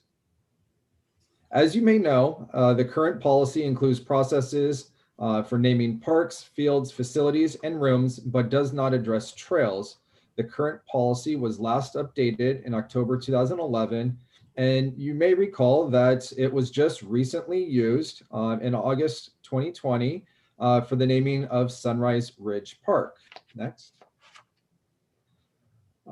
Since the last policy update, the city trail system has increased in the number of trails totaling over 50 miles, with more trails to be accepted in the near future. At the request of the Open Space Advisory Committee, staff researched and established guidelines for naming future trails. In August of 2020, the Open Space Advisory Committee approved the recommended revisions to the policy to address naming of trails. The Open Space Advisory Committee at that time also recommended that the procedure for renaming parks, fields, trails, facility, or rooms be clarified, as the how-tos renaming was not very clear. Next. The following criteria are based on industry naming trends as well as other cities' naming policies. The criteria is most commonly used and recommended are basing a trail name on trail location or geographic area of relationship to the natural surroundings, an outstanding feature of the trail. Trails are named for the local scenery or feature to which the trail leads or passes, an adjoining or local subdivision, street, trail, school, or facility, trail location in relationship to an easement provided by private entities, an adjoining trail from outside city limits that connects to trails being named, and then finally, names of historical significance or for recognition purposes should be of a local nature, i.e. From or about San Ramon. Next slide. Now I'd like to review the typical process of how a park is named, and then show the similarities and differences in the recommended trail naming portion of the policy. So step one in naming a park, field, facility, or room would be that staff identifies the need of a new name. Once identified, the Parks Community Services Commission Facility Committee would refer to the recommended facility, park, and trail naming policy to select a method to collect potential names from the public. From there, the submitted names, the Facilities Committee would forward their recommendation to the Parks and Community Services Commission for consideration and approval. Next slide. Likewise, with the naming of a trail, staff again would identify a trail or trail segment that needs to be named. And once identified, then this is where the difference is. The Open Space Advisory Committee would refer to the recommended policy to select a method to collect potential names from the public for the trail. And then finally, From the submitted names, the Open Space Advisory Committee would then forward their recommendation to the Parks and Community Services Commission for consideration and approval. Next slide. And then finally, at the request of the Open Space Advisory Committee, members also wanted the renaming portion of the policy to be formalized and also clarified as to how that actually is supposed to take place. So the recommended process would be a request is submitted to the Parks Community Services Director for consideration. This request must be done in writing and include the following information to be considered. The proposed entity to be renamed, background as to why it should be renamed, demonstrate community support for the renaming and identify interested or impacted stakeholders, and then also identify the funding source to cover costs such as new signage and staff time. Next slide. Requests will then be presented to the Parks Community Services Commission for a recommendation as to whether to proceed with the renaming of a specific park, field, trail, facility, or room. It is the staff's recommendation that the city not incur any expenses from the renaming of a park, field, trail, facility, or room initiated by a public request. And then that is the summary of the proposed policy. At this time, I'm more than welcome to take feedback or questions on the proposal.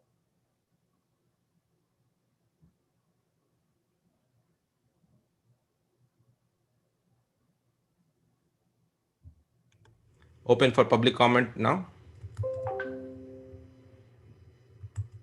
Any public comments, Madam Clerk? No, we do not have any public comment. Thank you. Okay, so let's go with commissioners. Commissioners, any feedback? I don't see any hands raised there. Sounds good. Okay, perfect. So let's move the motion then. Anybody who want to move the motion? Well, oh, sorry. I see commissioners already raised their hand. Yeah, go ahead. So since there's no cost that's associated with the change to the city, then the cost of any change in signage or et cetera would be borne by the organization or the individual that's suggesting the change? For the renaming portion of a name, that's correct. In the proposal presented to the director, it would have to identify a funding source to cover all expenses. That is correct. And if I remember correctly, the previous naming conventions was that it couldn't be named after a live individual if it was going to be named after a person, if it was a memorial, for example, but it would have to be a deceased. Correct. Those portions of the policy were not changed. Okay, so they would remain in effect. Okay, cool. Commissioner Roberts? Yeah, just really quick, in terms of the community support that you're looking for in order to make that change, exactly what does that mean in terms of, is it a X amount of community members that say, yes, we want this changed, or is it, what is it exactly? Because I'm just thinking of, how social media is today and what that does to people. I'm just curious if you're looking at a specific block of residents that actually express their wanting of that change. So there is no specific number or amount that the proposal has in mind. We can definitely go back and put a number or a figure or a stat in there. But it would obviously have to, for instance, if I was the public and I wanted to change Central Park to, Haas Park, which is not possible because it's my name, I would have to have a buy-in of a group. It can't just be my family member saying, well, that's right. That's why I'm saying it, is because, I think that would hate to see a situation in the future where people are constantly trying to change names of parks with a signature of their next door neighbor. I mean, I just, something that is would take more than that, right, to change something like that. So just to lessen any kind of confusion in the future for something like that. Definitely, that makes perfect sense, and we can definitely look into that and add verbiage in there as to what would need to be what would be necessary for a change to take place. I might add also, it is an option to not include the renaming a park in the policy. It's a great question whether or not that's a if you have it, your policy is clear, but will more people come? Like if you build it, will they come? Will we get that or not? So putting the cost in there is a bit of a way to make it a little more complicated, because the monument signs in the front of parks are exceedingly pricey, and most people are not going to want to come up with that amount of money in order to accommodate a change like that. So that's really why it's to you to consider. What do you think? Vice Chair Lopez Lucy. Well, a comment, I was going to make the motion, but I think that being on the facilities and of naming parks and everything, I think that that's pretty good to put in there. And like I say, it would be pretty pricey for just a few people wanting to change the name of a park or something. So I think it maybe it clarifies and makes it more concise. So, but I would move that we recommend the Parks and Community Service Commission approve the facility, park, and trail naming policy, and recommend the updated policy be forwarded to the City Council for final approval. Second. Okay, so moved and second. Any further discussion? Commissioner Dolrick, your hand is raised. Oh, that was from before. Sorry. No worries. Okay. Yep. So no further discussion. So Madam Clerk, please vote.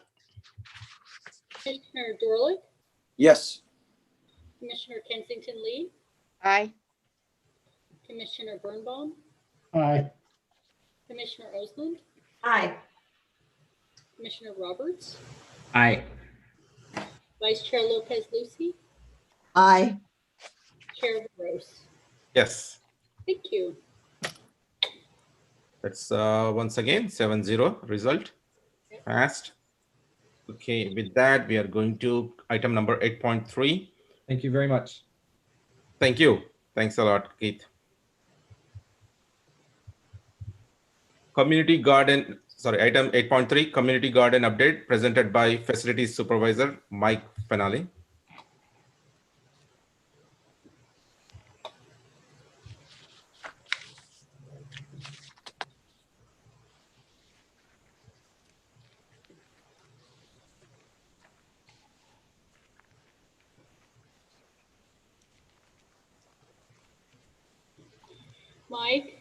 Mike, you're muted.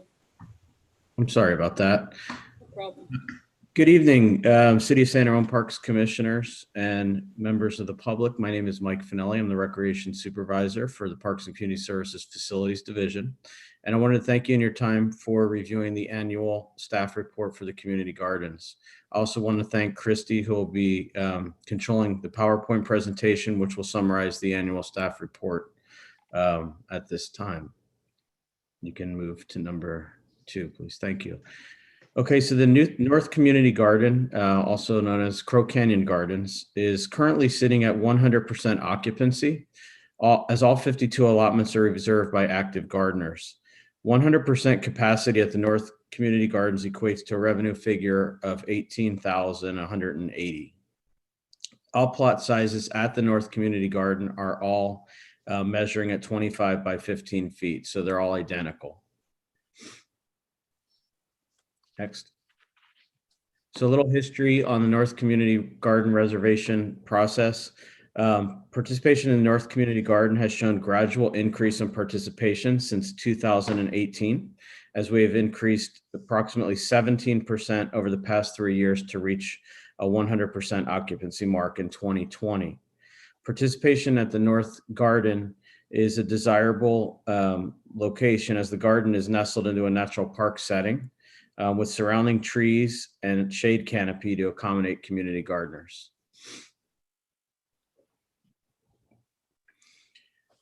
The South Community Gardens is equipped with 90 plots. There are different size plots, 48 medium, 29 large, and 13 premium.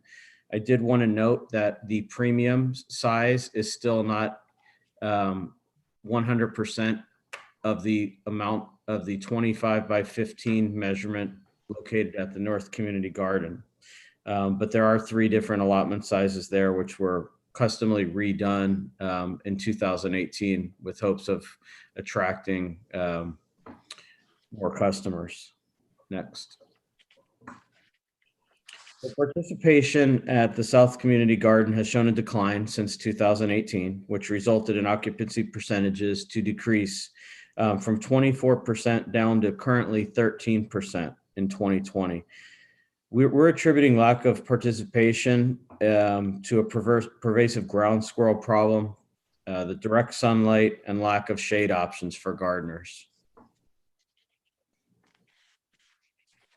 Also wanted to mention in regards to the South Community Gardens, the 2020 reservations, although there's 12 of them, there's 4 reservations at each specific plot size. So there's 4 medium, 4 large, and 4 premium. And I did want to remind you that the premium size, which is most comparable to the North Community Garden size, is still not quite 50% of that actual size. So it's still rather small.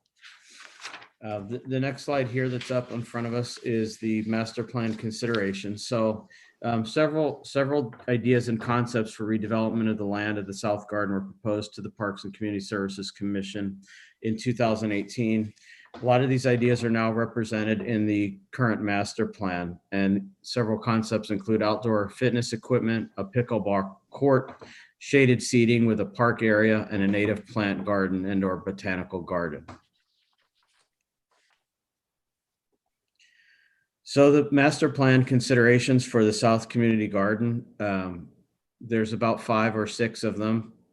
5 of them came directly from the master plan, and our 6th one was referred by staff.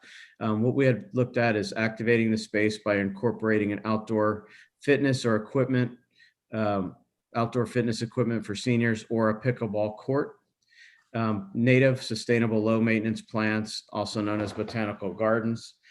Visitors would be able to identify and learn about these native plants using a potential app that we would work with in terms of helping identify the specific plants that are on the property. In addition, we would look at providing benches and shade structures for the population to enjoy the outdoors. And that could potentially be just shade for the garden, or also a private group picnic area for the seniors. We were looking at interconnecting the walkway between the park and the garden area, and then also allow space for future expansion of the indoor community center. So the South Garden Master Plan recommendations, the North Garden Master Plan recommendations would be looking at an opportunity to expand the property based on the master plan. We found an emphasis on connecting to nature, facilitating access to nature-based activities such as gardening. And the community input indicated that it's ranked as one of the top priorities. So we designed a proposal to utilize expansion opportunities at the North Garden to expand the current garden plot, since we're at 100% occupancy over there. Next, thanks. So the master plan recommendation to enhance the garden has identified 3 potential options. You'll see A, B, and C on the screen. It is recommended that the expansion of the garden should adhere to the current plot sizes that are currently in place, and not revert to the smaller size plots that have been unsuccessful at the South Garden. So each area on option A, thanks, Christy, you can move forward. On area A, we identified the possibility of having up to 4 additional plots. You can go to the next one, please. So with the addition of the 4 additional plots, there would be a need to relocate some of the green waste bins that are on the property to make it visible, but otherwise that's just unused space at this point. So we would be able to move forward with that option. Option B, next, please. This would be located on the northwest side of the gardens, and this would allow for up to 5 new allotments. We would potentially need to add a new watering station to reach these new allotments. And this would also extend the community gardens closer to the apartment complex. So that may make the residents living in that area more susceptible to participate. And again, option C, this is the largest option of the 3, and our calculations resulted in allowing for up to 12 new allotments. We would need to relocate wood chips and compost piles, and location would also encroach on the open field and meadow area of the park. So staff has identified the 3 options, and again, as they're labeled A, B, and C. But conversely, if plot size are expanded and areas are reduced to a more comparable plot size at the South Garden, additional plots could be added at the North Garden. Next. So again, option D, this is the last option that our staff had discussed internally, and we were thinking of programming for future park sites should consider community garden space as an attribute, as there's not enough space at Crow-Gannon Gardens to accommodate future growth. So future park planning, option D, and this would be additional garden space at a newer existing location to accommodate growth. This would also require an environmental study where it would be necessary to evaluate the ground conditions in the environment to ensure it's conducive to successful gardening. And that's all I had. I did have a couple of points I didn't include in the slide, but I wanted to provide a synopsis of where we're at with local cities and number of plots, where San Ramon sits with that. San Ramon is currently at 52 at the North Community Garden. And if we were to expand with the largest expansion proposal, that would take us up to 64 plots. Pleasanton currently has 40 plots, Livermore has 70, Walnut Creek 48, and both Dublin and Pleasant Hill do not have a community gardens program. So that concludes my presentation at this time. Wanted to see if anybody had any questions or comments or feedback that I can try to assist with. Thank you. Now I'll open for public comment. No public comment. Thank you. So I'll go ahead and close the public comment. Commissioners, any questions to Mike? Yeah, my hand's raised. See, Commissioner Dorlick, please go ahead. All right, Mike. Thanks for the information. So I had actually thought the South Garden plots were already, DOA, and we were looking to reallocate those. So good to hear that we're moving forward with that because of all the issues that were going on there. Question regarding the North Garden. What's our waiting list right now? Do we have a waiting list? We actually had a waiting list prior to COVID. We were not at 100% in March, and we had a waiting list of 9, which were all filled right in March when we were hit with the pandemic. So that kind of allowed opportunity for people to get outside and reconnect with nature. Yep. They're all filled up. We had exactly enough people on the wait list to do that, but we feel as if the current gardeners at the South Garden would have the possibility to move over to the North Garden pending that expansion. We would always want to give them the first right before we would take on a new customer request or another community member to occupy there. Okay, so what's the number from the South Community Garden, number 1? And number 2, are they members of the senior demographics? And if they are we considering times for shuttles to the North Community Garden if they're participating in activities at the South area? And is it A or B or C, or could it be A plus B plus C? Can we do the whole 21, or are we looking at, doing it on more of an incremental basis based upon the demand that we see? Yeah, good questions. Thanks. We really haven't had the opportunity to poll the current gardeners at the South Garden and see if that's something that they would be interested in doing, because we haven't formally made the determination to move forward with that. But that's something that we would definitely want to do, because we would not want to displace them, so to speak. But what we would want to consider is how they would be able to get over there and participate in those type of activities. We do have senior transportation that we can involve with this program at some capacity to kind of assist with that. And I've made a note of that recommendation. But our primary goal, I think what I believe is happening, you had asked about the demographics, and the 12 gardeners at the senior location, almost all of them frequent the senior center. So it's a convenient thing for them to do and have on hand when they're there. The more passionate gardeners that are less, I guess they're more passionate about what they're trying to do in terms of grow and understanding the environment, and also enjoy that community effect that they're having at the North Garden. It's kind of not like that at the South Garden. It's a different dynamic, as the seniors participate at the South Garden. They're getting that fulfillment using the indoor facility, the senior programming and things like that. So although it's kind of a non-functional program, and it's a bad area for doing what they want to do passionately, it's an additional outlet that's easy for them because they're on property already.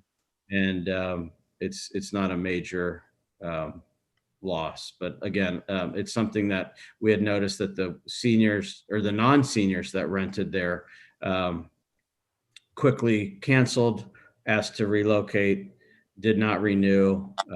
So all of the above.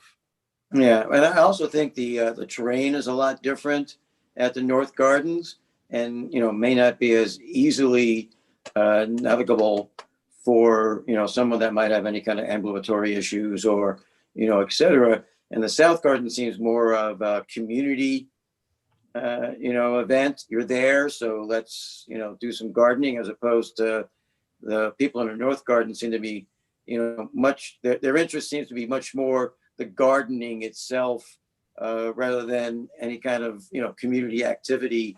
Exactly. Since you're there on that. So have we done any outreach to see if the community has said, if there were more plots over there, I'd love to come down and grow some more maters? Well, we did consider the master plan feedback as valuable outreach opportunities. And as I'd mentioned, that was kind of one of the benchmarks that we read through that we had written into the plan, as far as connecting with the community, outdoor opportunities, expansions of current park facilities, possibly including future community garden sites at future park development, or even looking at current parks that community gardens could be inserted to. But again, that's all got to be, things need to be taken into consideration, so we don't put ourselves in a situation where we would create a garden with an unsustainable foundation for things to survive and grow adequately like they do at the North Garden. Right. And I didn't see any costs. I mean, I wouldn't imagine it's a large incremental cost to expand the garden plots. Do we have a cost? That's something we haven't taken the next step on. We were more so waiting for a recommendation tonight to see which direction we wanted to go before we would involve other departments in that. Okay, excellent. Thank you. Commissioner Burnbaum.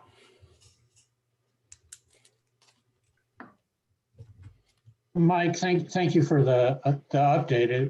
It's really important to understand how the two gardens are doing.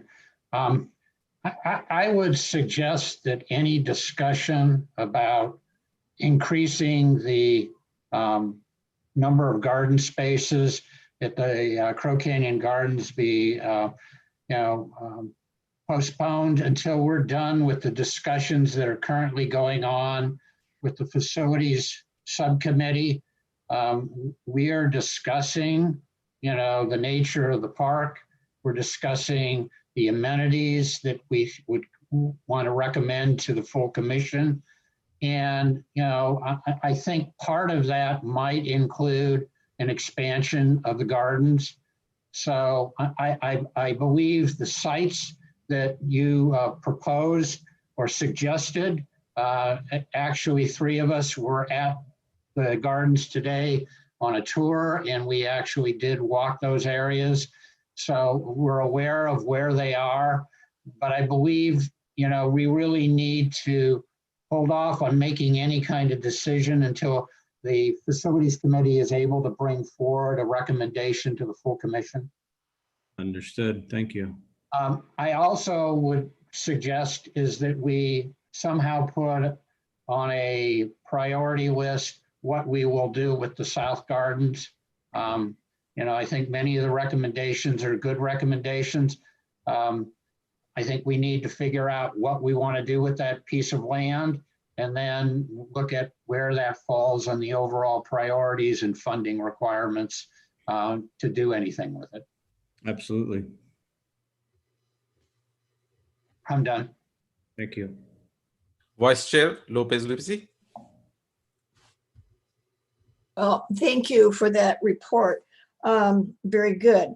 The thing that I wanted, I know it's in our master plan also, was the South Gardens there that incorporating perhaps an outdoor fitness equipment or a picket ball or some shade with benches and everything to do that, which I think are great if we were going to proceed with this. But my thing is that is so hilly there and such not a real place for things like that.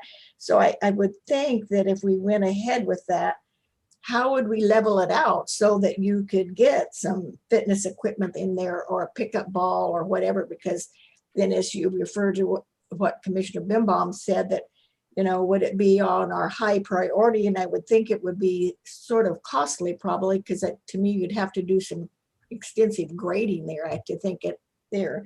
But I think that would be a good plan for that area, because a pickleball court would be something seniors would enjoy. And if you have shade and places to rest, I think that would be good. And if you did a native plant, would the city be looking to outsource it for someone to come in and plant native plants like a nursery or something? Because you would there again have a cost. So that would be my concern there. But I think from previous years, I think that that's not a good fit for gardening there, because it's on a hill, which makes it very difficult, not good soil, and the sun and everything. The atmosphere isn't there for really like it is on the north where you're gardening. So I think that we really need to look into doing moving forward sometime to, and again, prioritize it, to look at adding those projects to that area. Or in the future, I guess, when you say a future expansion, that might be considered as if we're having an overflow of people at our senior center at the present time. So that's something to look at, but there again, we'd have to have numbers and all that to see that, and that would certainly have to be put on a CIP list as well as I assume if changing the space there. But as we had our master garden plan, I think those would be the areas that I think that we should look at in the future. Absolutely. So, yeah, and I appreciate you mentioned that. One point I did want to make, I know you had mentioned the pickleball court. We did a little bit of research on what, how large, how many square feet typically that would occupy. And there's roughly 3,300 square feet at the South Garden. So an average pickleball court is about 2,200 square feet. So what I wanted to make the point is that although we may land on one specific decision or idea or concept that we want to roll out, there's always the opportunity to repurpose a space and combine two ideas to the area as well. So just saying, okay, this is a pickleball court, that maybe not just a pickleball court, we can find something to do with another 1,100 square feet and repurpose that and include benches or do a picnic area or something that you suggested as well. So it's when the decision needs to be made, it's not necessarily needs to be all or nothing. There's multiple options out there. And again, obviously the grading of the property and the connection of the pathway and the gates, there's a lot of logistical things that need to be accounted for to, make the property fully engaged. Right. That's very true. So thank you. Thank you. Commissioner Kinnison Lee. Thank you. So with regard to the North Gardens, I received Commissioner Birnbaum's suggestion that needs to be an integral discussion with the overall nature park discussion. I think that's an excellent point. Just as getting my 2 cents in right now, I am a little leery of Plan C and invading the open meadow area, but I do agree with Commissioner Birnbaum that those discussions need to be, interwoven. For South Garden, I'm excited about this forward momentum to repurpose the space, the garden. I envision sort of a combination of a passive park, seats and shade.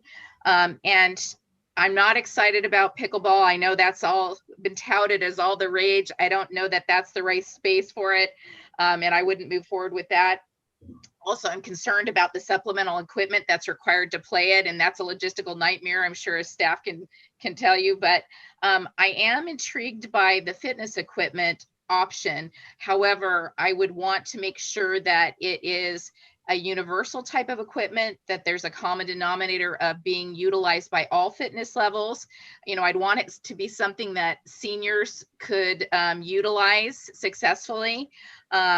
And I'd want to look at, best practices about equipment that recreational professionals know is very popular and very approachable by seniors.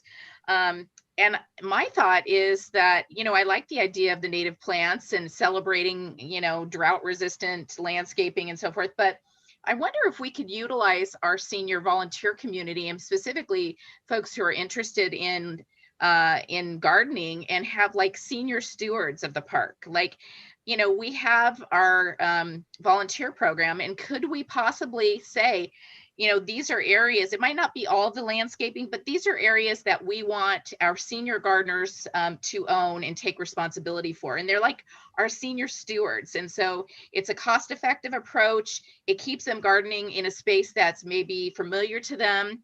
And so I think there's a way to accomplish both in a very community-minded way.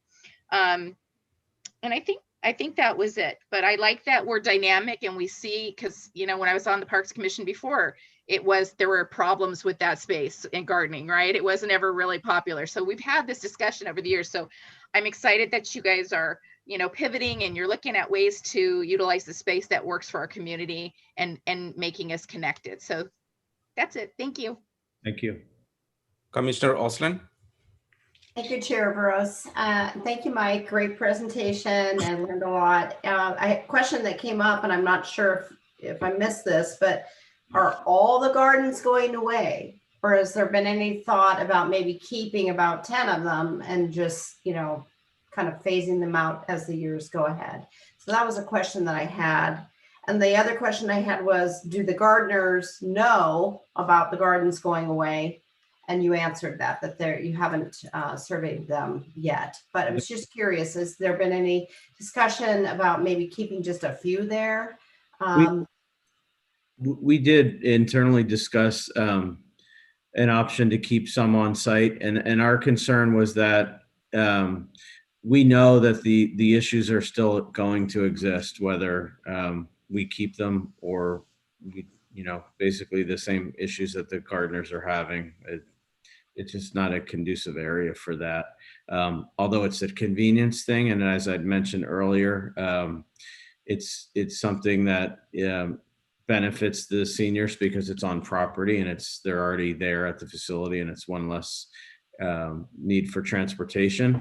But we just feel as if the end result, the work and the time and the effort that's being put in, they're not seeing the rewards, and we didn't rule any idea or concept out. That was actually a part of the report initially, but what we wanted to do is just present the facts of where it's falling short and what potential options for us to revamp it or repurpose it. Okay, great. Thank you. And I concur with the other commissioners' comments too. Our hope is to save the 12 or 14 gardeners that are at the senior center and get them to a place where that their passion can flourish. And it's not happening at that location this time. Thank you. Commissioner Burma? Mike, are you saying that your plan right now is to let those 12 individuals know that, going into next year, the gardens are not going to be available?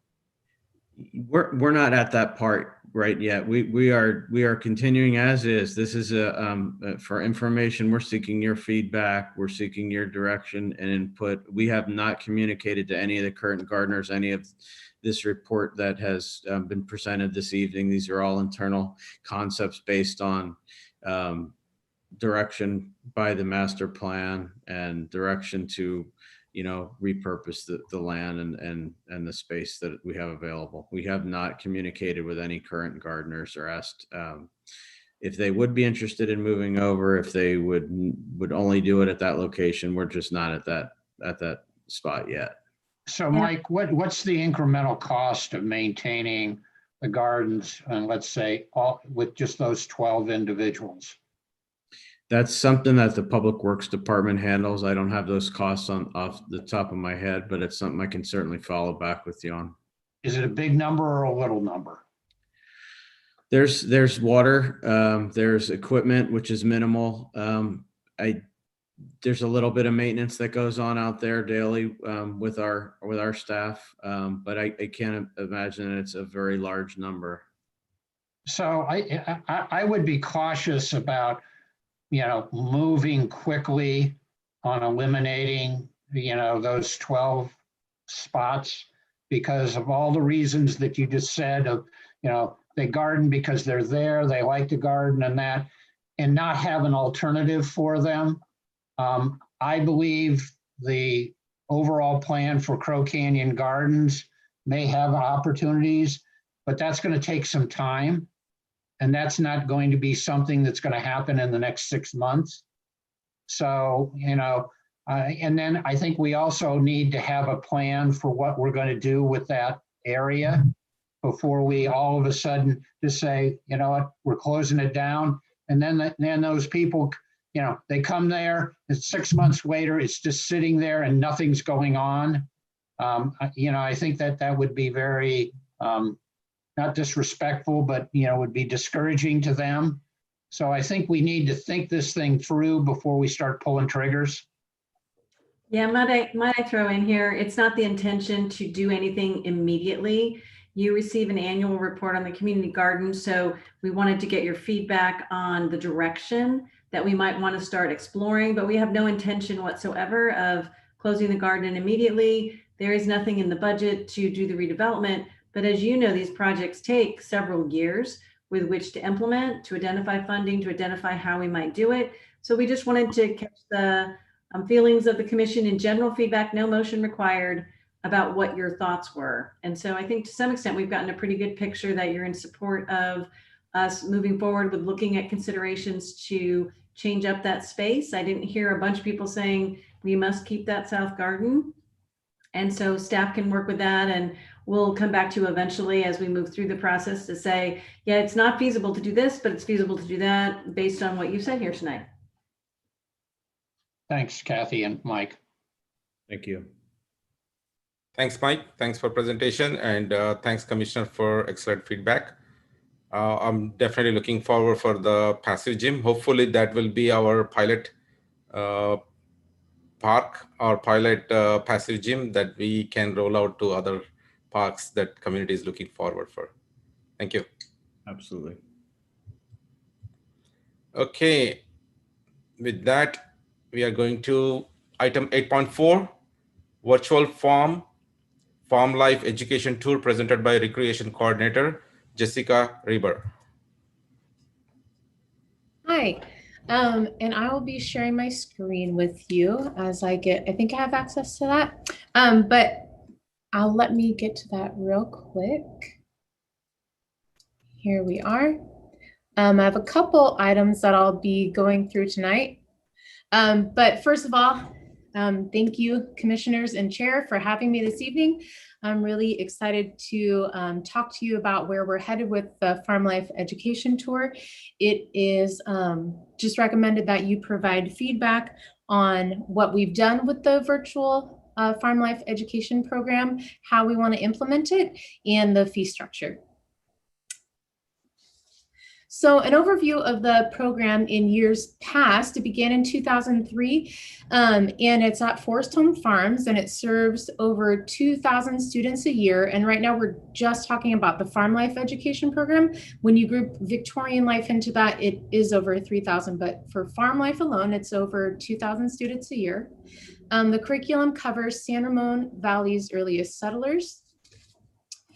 Trained docents teach our students about the property and the way of life for family and farmers in the early 1900s.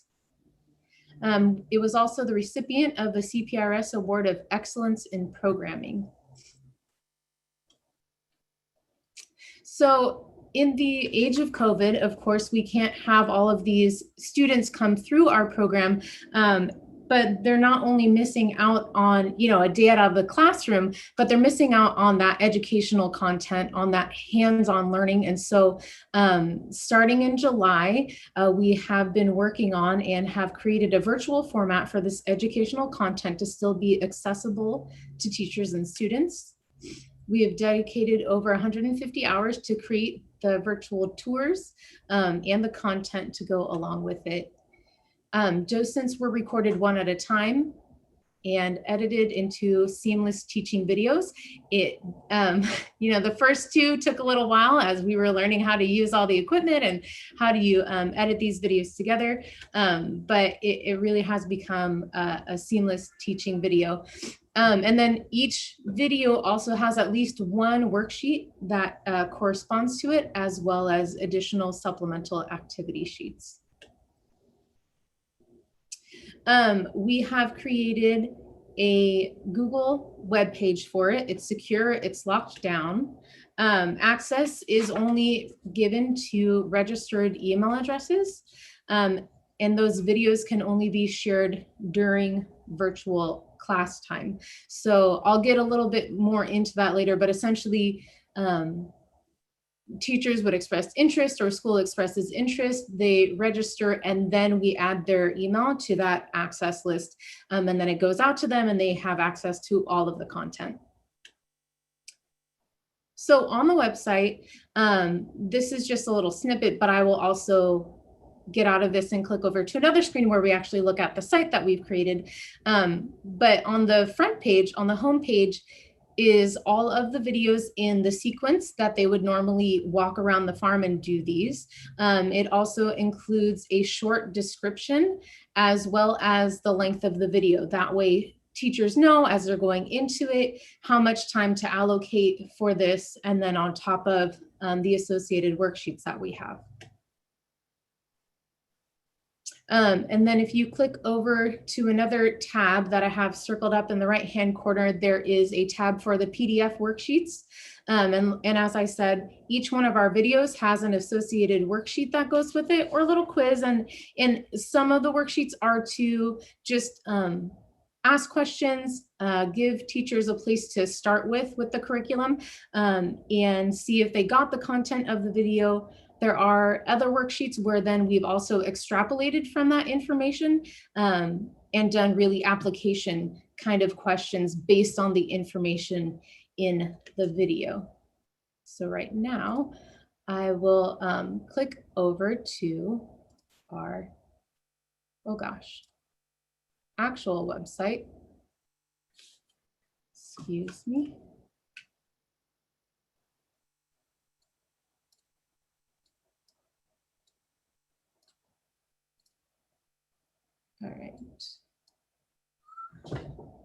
Sorry, my screen situation is a little interesting. Here we are. Sorry about that. So right now you should be able to see what our published website looks like. So here it is, and as you can see, as you scroll down, you'll see each video and a description of each video, and then the links. So some of them are shorter, you know, on the shorter side, 4 minutes, 5 minutes, but then we do have videos that range from 10 minutes and even up to 13 minutes or so. And I wanted to give you a little bit of a sense of the content. So I'll play just a portion of this video presented by Dal Barley.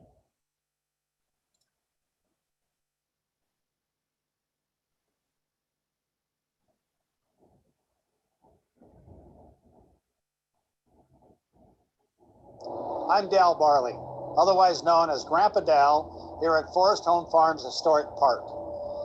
I'm standing in front of the 1850s barn, which I'll give you a little more history about later after we talk about the history of the farm itself.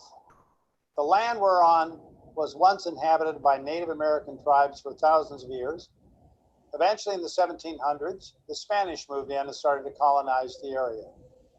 Eventually, when gold was discovered, a family by the name of Russell packed up everything they had in Utah and moved to California to establish a farm to feed all the hungry miners and other citizens who were flocking to the area. So just a little snapshot. Of course, we don't have time to watch all of it, but I did want you to get a little bit of a sense of that. And then I want to be able to click over and show you our worksheets.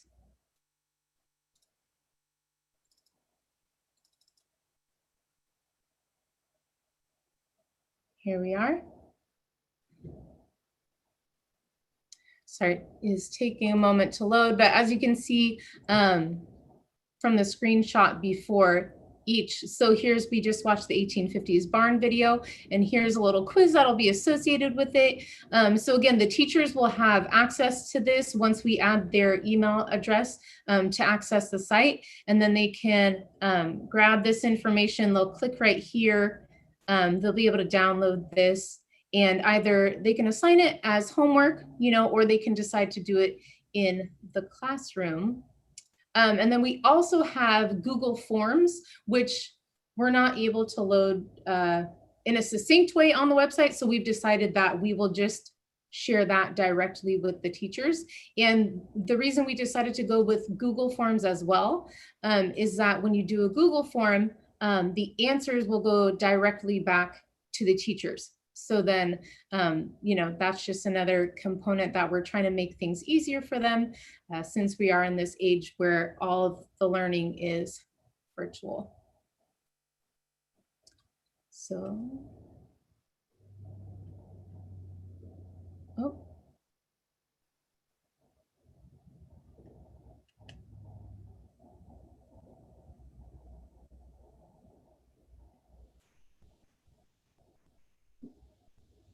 So the way that we want to implement the program, we have kind of two ways that we've thought about doing it. We really feel that it would be a huge value to have our staff actually lead it. And by this, we mean that they would kind of enter that virtual classroom. And so upon payment being received, we would add those respective email addresses so that the teacher can access the Google website, access to the materials as well. But the virtual field trip is presented by Forest Home Farm staff. They're very familiar with the content, spent over 150 hours creating it, putting it together.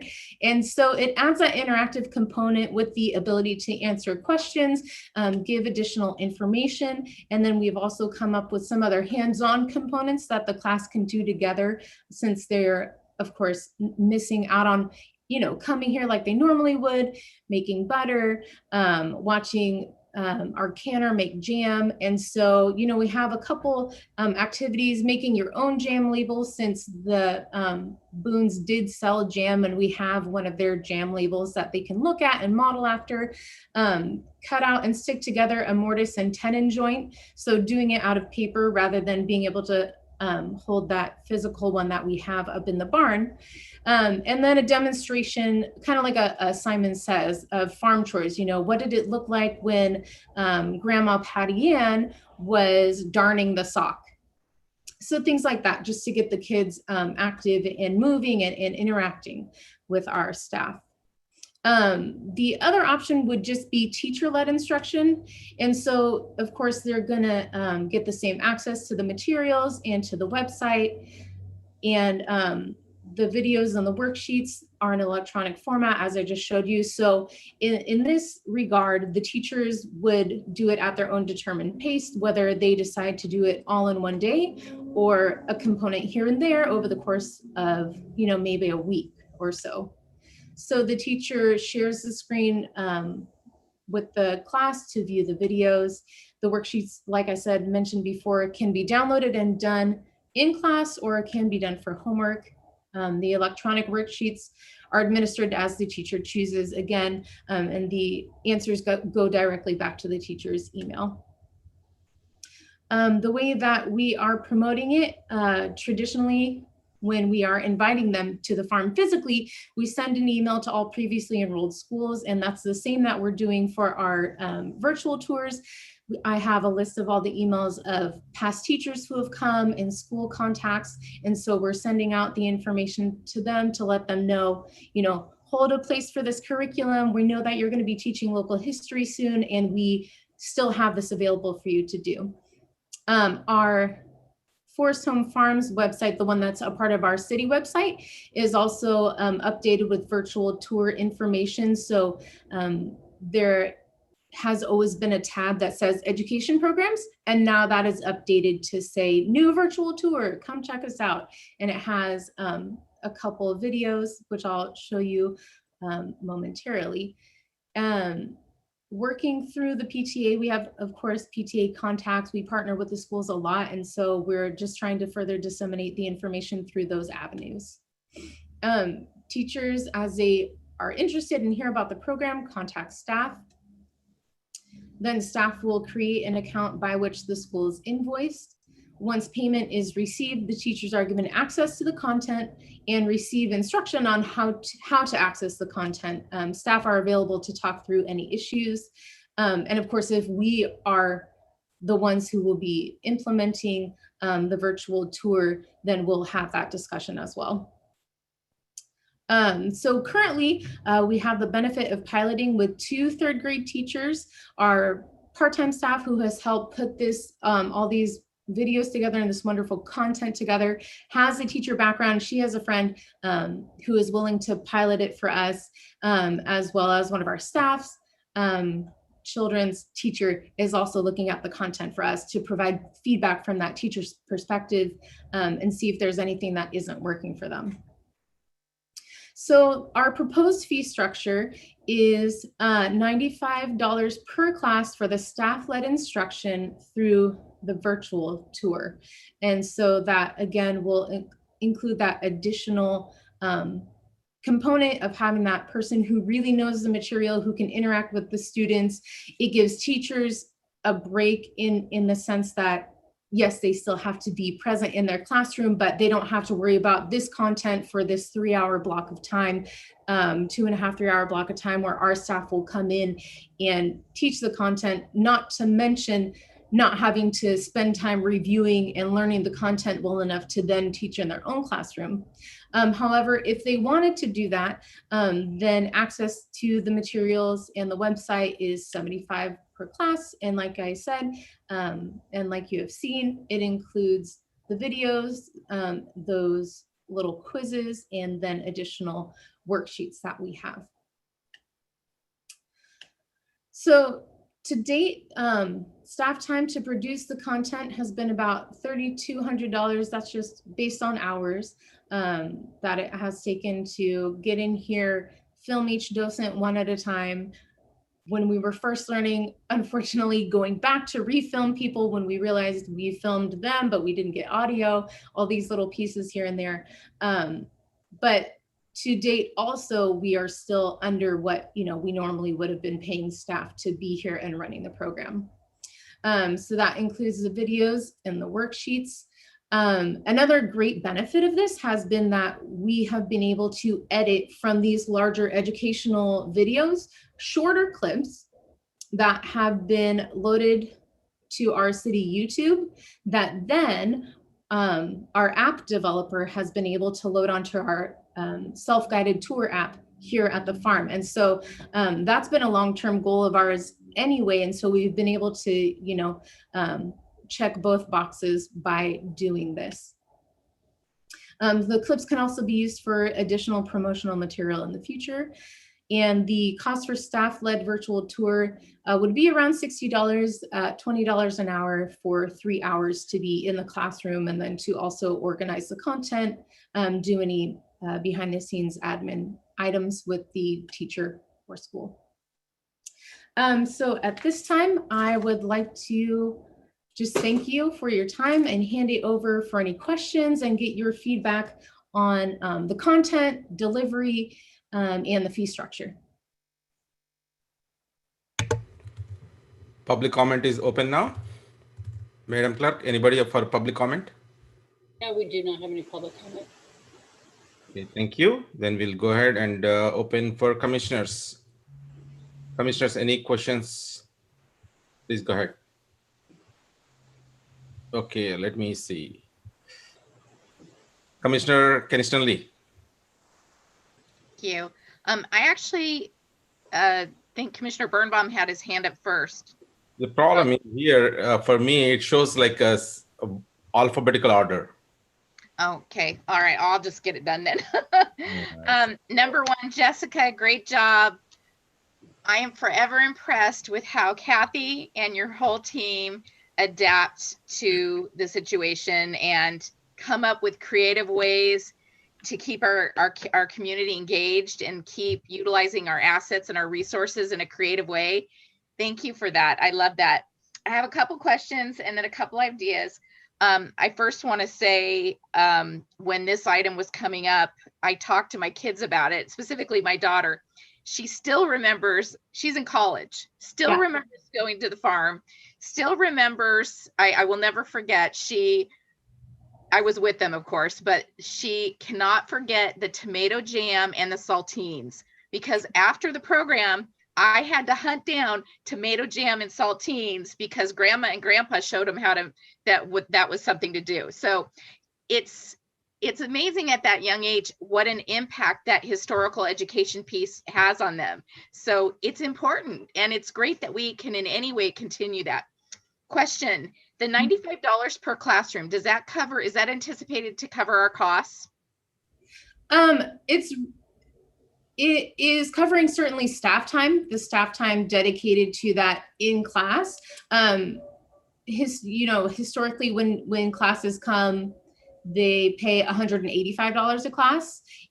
But of course, we're giving them a lot of different materials and all of that. And of course, the tomato jam and the crackers and all of that. So, we wanted to make it accessible, but yes, recover some costs. So it certainly covers that, that staff time in the classroom, and then accounts for some of the behind the scenes, the admin, the, billing, the school, et cetera. So I'm going to ask another question. I'm getting to a point, so there's a reason I'm asking it. Would you say our virtual program overall it costs us less than the in-person program? Yeah, it certainly costs less. Okay. Yeah. Okay. So so aside from, it sounds like all of the materials that we provide are digital. Is that correct? Correct. Okay. I don't know why today I keep saying, is that correct? Weird. Okay. Anyway, okay. So I was brainstorming with my daughter how we can make this a little less digital and a little more hands-on in the COVID world. Because honestly, with all of our programs, one of my concerns is so much screen time.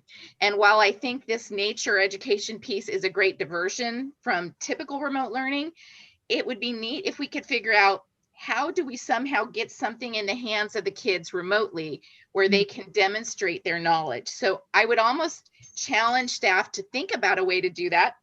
And so I had a couple ideas. One is, in our materials, are we providing recipes like how to make, Ziploc bag butter from cream and all that? We do that, right?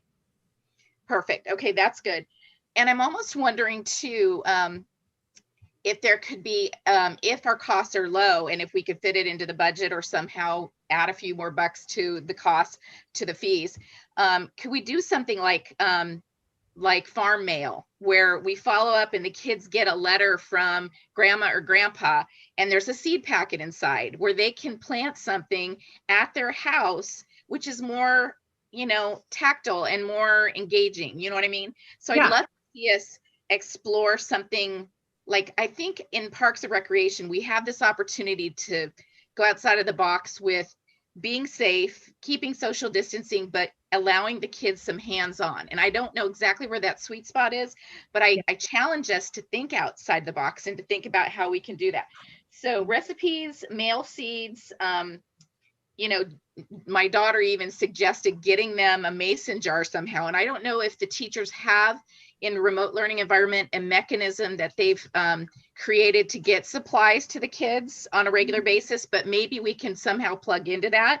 And let's see. So I wondered how the teachers are currently getting supplies to their kids, and if we could somehow piggyback on that and get things into their hands. And another idea that that my daughter came up with was having some communication between the animals and the kids. Like, I know we have creative names for our sheep. Here's a little letter that comes from, Sammy the sheep, Carol Lopez Lucy. She'd know better what the names are, but just leveraging that. And I think that was pretty much it. And the last thing was, I'm hoping that in our presentation, in our materials that we provide to the teachers, that we are plugging things like agents of discovery, like that there's this summary of like, okay, you like this? Well, you can actually go there. So I'm sure you're doing that, right? Yeah, so at the end of each video, the docents also, and Grandma Patty Ann, thanks for learning with me today. I hope to see you down at the farm sometime soon, because our whole intention is, you can't all come here as a group, but the farm is open as a public park and as an outdoor museum. So there, at the end of each video, it's now you've seen this on the video screen.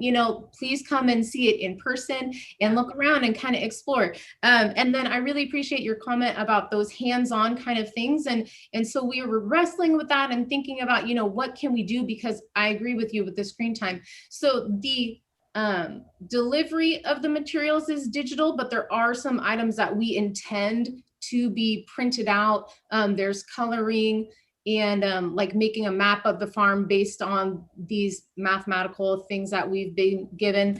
And then that's also, we were talking about, they do have packet pickup, I believe, and some do it maybe once a month or once every couple weeks. And so, we have been thinking about this. And so, definitely want to look into it more. We also want to make sure it's equitable too, right? So we're not asking people to like go buy, make sure you have all the ingredients for this, but we do give them all of those recipes still. And then for the staff-led component, we do have more like hands-on pieces. And I don't know with my virtual background if this is going to come through, but I did have them create a mortise and tenon joint. So normally, this would be like two actual pieces of wood that you slide together. When you don't have nails, there's a way to do it. And so we've done it so that it actually has wood grain on it. You cut it out and then you slide these two pieces together. Cool. And then you punch your pencil through it. So, it's not great, it's paper, but it's, it's still getting that tactile and that kind of sense of that. And again, that's another benefit that we see and why we want to promote the staff-led version, because we do have other like stand up, move around kind of games that we want to do with the kids to get them learning, not just at the screen. Yeah, no, I love that. I've always loved your energy, and I love that this program's benefiting from it. Thank you. Thank you. Commissioner Birnbaum. Now I know never to follow Heidi. Jessica, what a great program. I commend you and your entire staff for what you put together. You answered my question. I was going to ask what it cost when they were doing the actual physical tour of the farm. You said $180. I think your fee structure is very reasonable.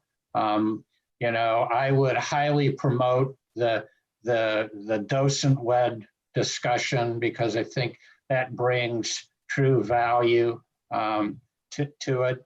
And again, Commissioner Kensington Lee's recommendation of trying to get the kids engaged, the idea of sending them a seed packet or something that they could learn to grow something. I mean, that has the whole learning and family activity, all those great things that, unfortunately they won't get by not being at the farm. But, you can at least encourage that. My only question is how soon can you roll it out?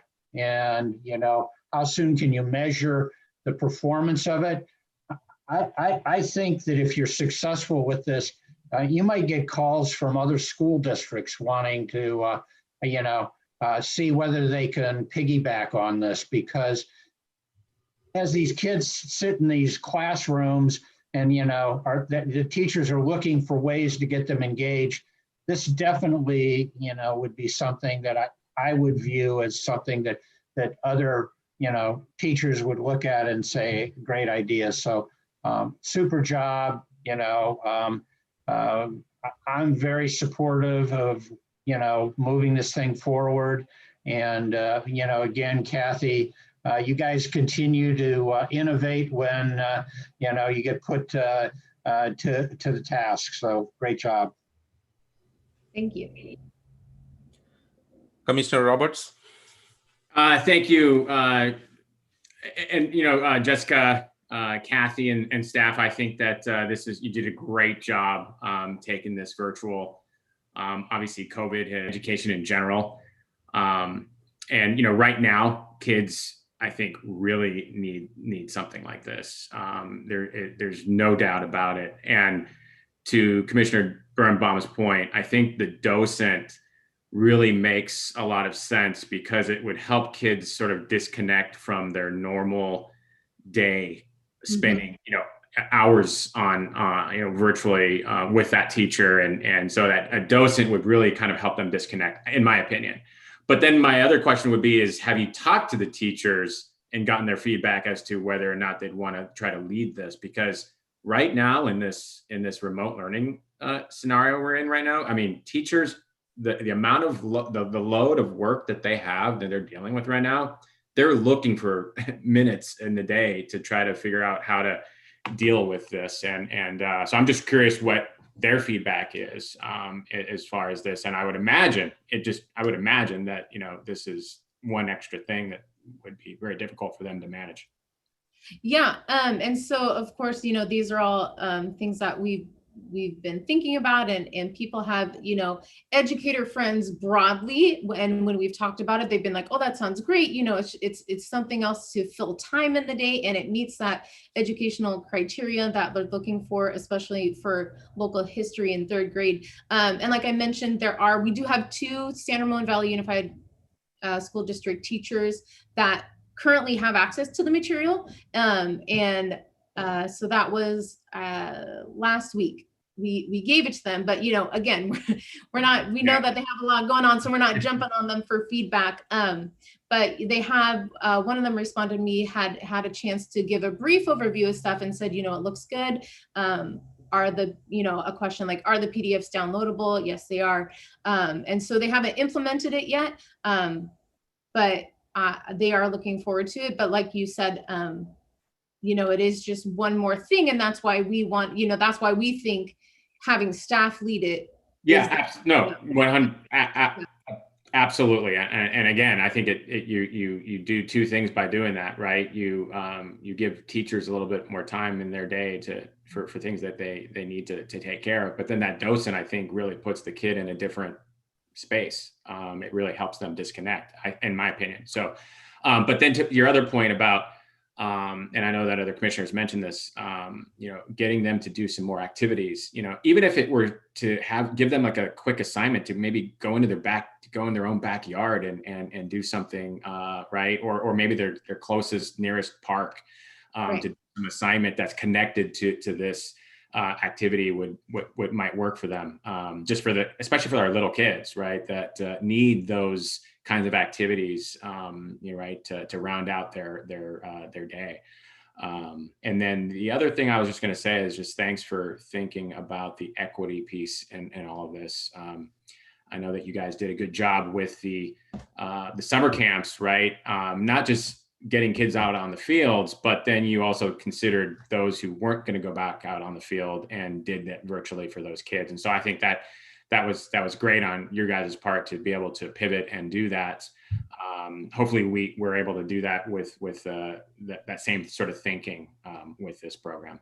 So Great, thank you. Yeah. Vice Chair Lopez Lucy. Well, I'm just always amazed, and it's wonderful that Jessica, you have such good imagination and the energy that you put into this program and everything, and being a little bit closer to the farm, being on the foundation. I think that staff and everyone has just put your heads together to come up with such exciting ideas. So I thank you for all the work that you've done, and I know that you enjoy it at the same time, which is great. And I do like Commissioner Kinsey Lee's idea that maybe a letter, because not a lot of people get a lot of mail anymore either, but would be nice to get some like seeds. I thought that was a great idea.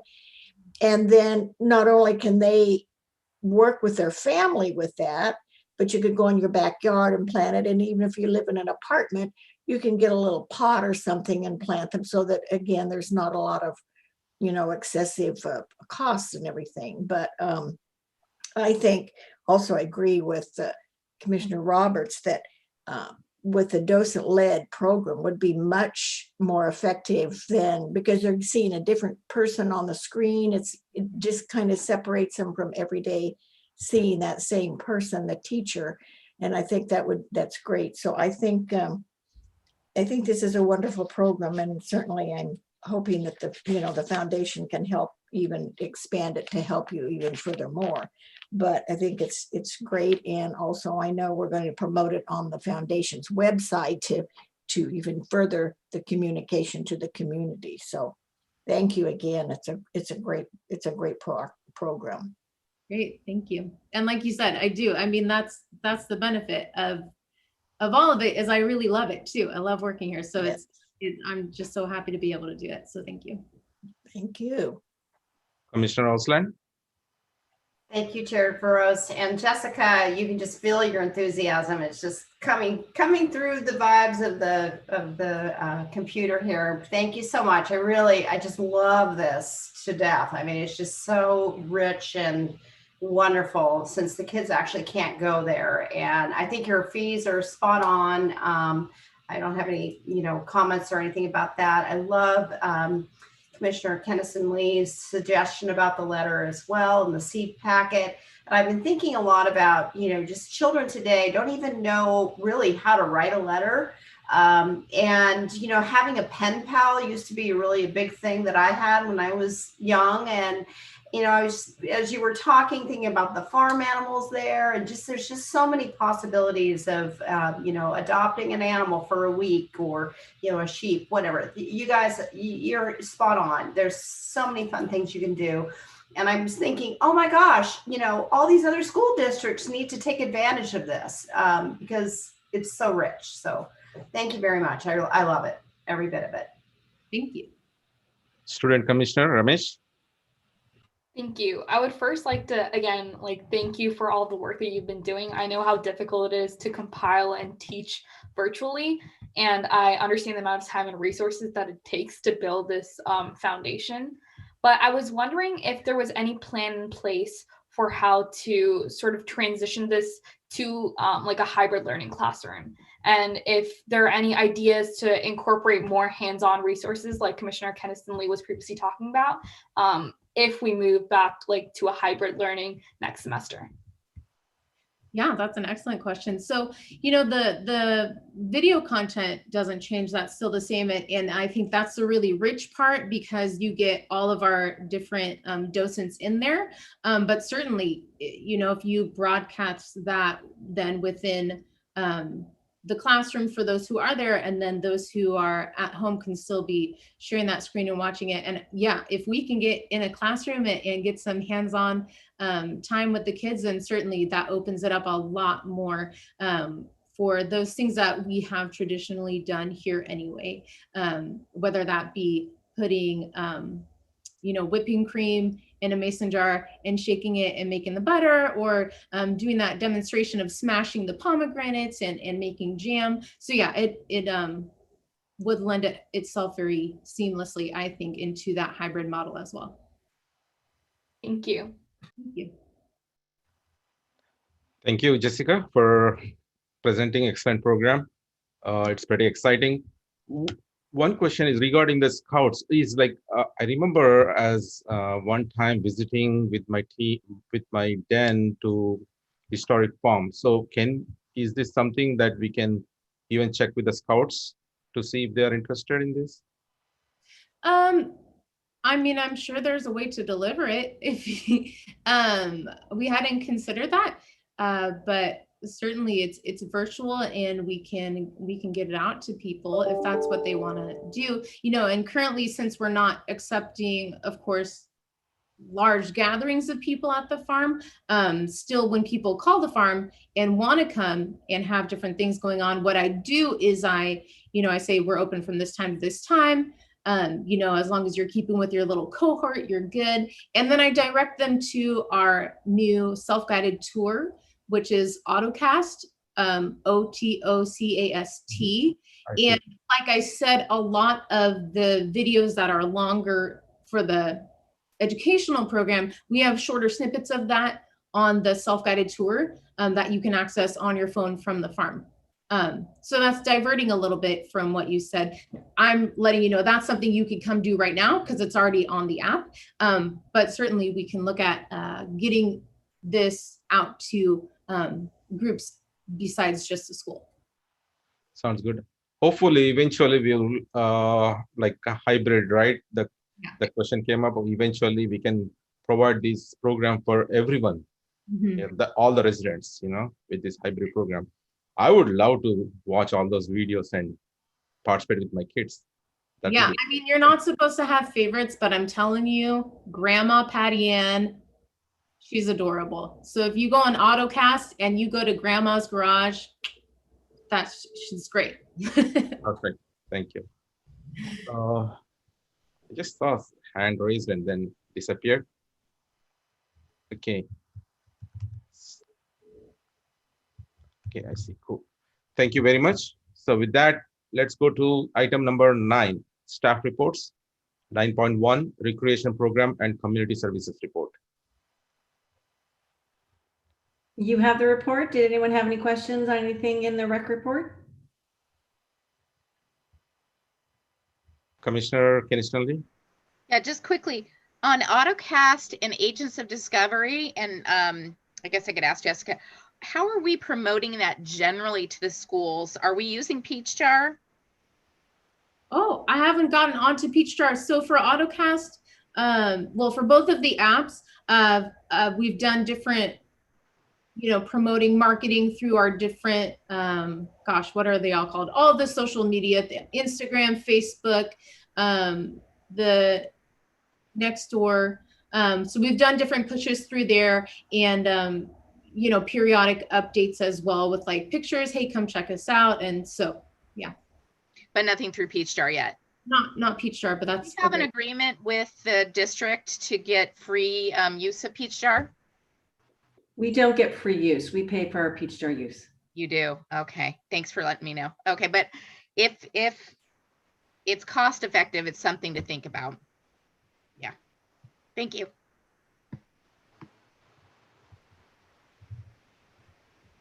Okay, I don't see any more hands there raised. So 9.2, maintenance and operations report. Any questions, commissioners? Nope, I don't see any hands raised. Item 10, update on city council reports. All right, that's me. So I did go to the last two city council meetings, and August, let's see here. The last one, the city council did approve our recommendation to appoint Jenith Jo Gearhart Utchen as poet laureate. So that's one thing. The city council did adopt a resolution establishing a timeline to submit an application initiating proceeds for annexation of a 0.13 acre unincorporated island.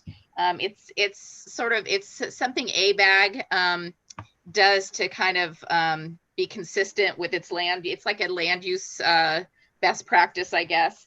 It's west of I-80 near Deerwood Road. It's kind of part of Paria Reserve. Let's see, the big one was that they initiated public hearing on the draft Crow Canyon specific plan update.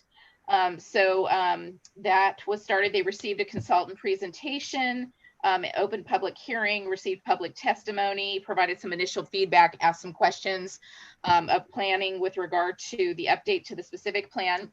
And really the meeting last night, just interestingly, they're looking at, and maybe, I don't know if staff has, if Kathy has an update, but as far as I know, they're looking at possibly renaming the Crow Canyon specific plan to the San Ramon Village specific plan, because they're looking at sort of incorporating a historical element to the plan, which I thought was kind of interesting.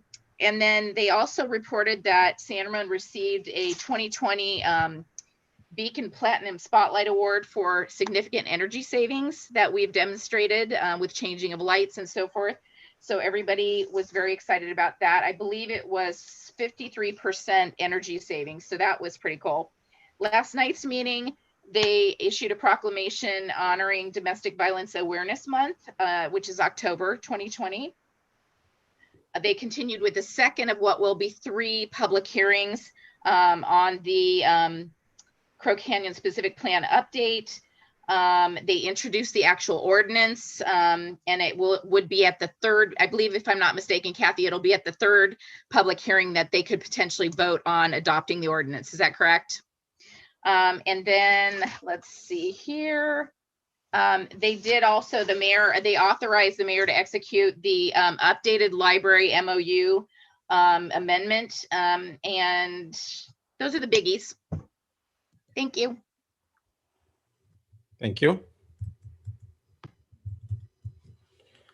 Item 11, committee reports. So I'll just go with the alphabetical order.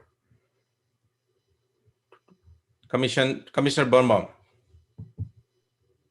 So we had our open space committee meeting on Monday. We had a wonderful presentation on the Brown Act. Some of us are now up to speed on the Brown Act. We also commissioned a very well-known photographer to take a series of panoramic views of the San Ramon area, and he has now completed it. He's taken like over 50 pictures of the area, and those pictures will be owned by the city, and we will be able to use those in promotional items. I believe, Stephen said that they'll eventually be loaded onto the website, so we'll all be able to see them. We got to see a couple of them. They're spectacular. This gentleman, he takes incredible panoramic pictures. He gets up at whatever hour he has to get the right lighting and that. So it was a really excellent idea to use that gentleman. We'll be able to use those in a lot of our promotional things. So it was something to look forward to when they load it on the website. Kathy talked to you about the changeover on Easy to Hike to Outer Spatial. The website, I've loaded the website. It does load relatively easily. It will, have many of the functionalities, if not all of the functionalities that we had with Easy to Hike. And that should be up and functional by the end of the month, correct? Okay. And that's pretty much what we talked about. Commissioner Dolan. Commissioner Dolan. Yeah, thank you. Just unmuting. So the Arts Advisory Committee, last time we reviewed the Cultural Arts Survey and also reviewed the Cultural Growth Fund Program update that had been discussed over the last several meetings, primarily because the revenue stream coming into the Growth Fund has been somewhat curtailed due to the lack of performances. So looking at that, how to adjust that moving forward. And to those of you who want some excitement and want to sit in on the Arts Advisory Committee meeting next Wednesday, is we will be judging the submissions for the galleries for next year. So that's always the highlight of the Arts Advisory Committee meeting year, is taking a look at all the submissions and the great art and very talented artists in the area. So that will conclude my report for the time being. Thank you. Commissioner Kinsley. Oh, you already did your council, right? Cool. Commissioner Osland. I serve on the teen council and we have our meeting next week, so nothing to report. Commissioner Roberts.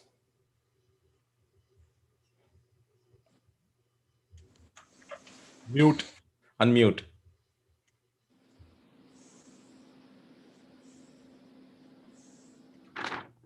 Oops. Sorry about that.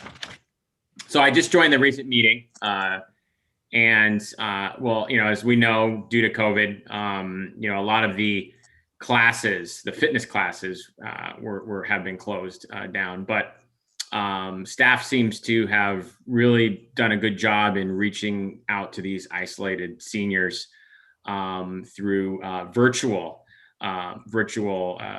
essentially fitness classes. And that started in September, it sounds like. And really what it was, it sounds like the most popular one right now is the Vinyasa yoga class.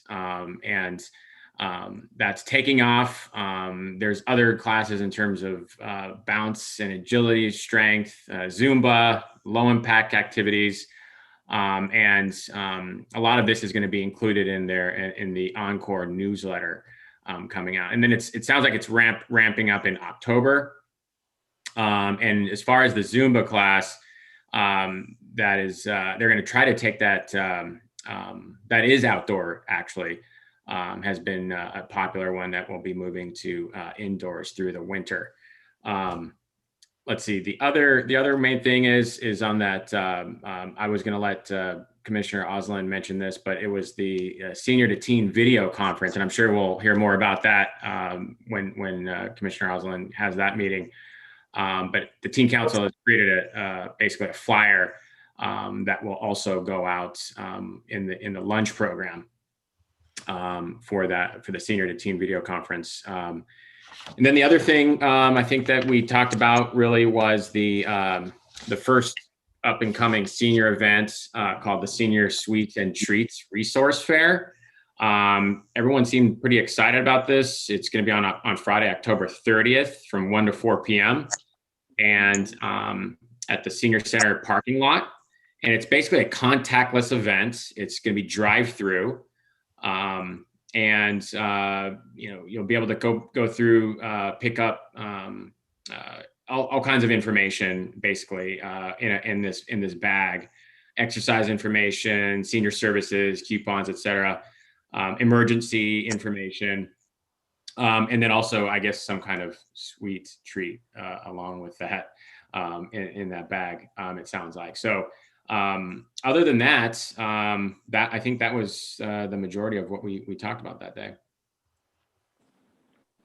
I have to throw on there too, there's also the county's doing a flu shot clinic at the same time, so you can drive through the community resource fair and get your flu shot. You're right. Yeah, I actually have that in my notes here. The Contra Costa, yeah, no, there's going to be a flu shot, and it's going to be in the same parking lot, right? Kathy, is what they mentioned. Yeah. So, Vice Chair Lopez Lucy. Thank you. The EDAC committee has not met since we last reported. They've been canceled, so I don't have any report for those.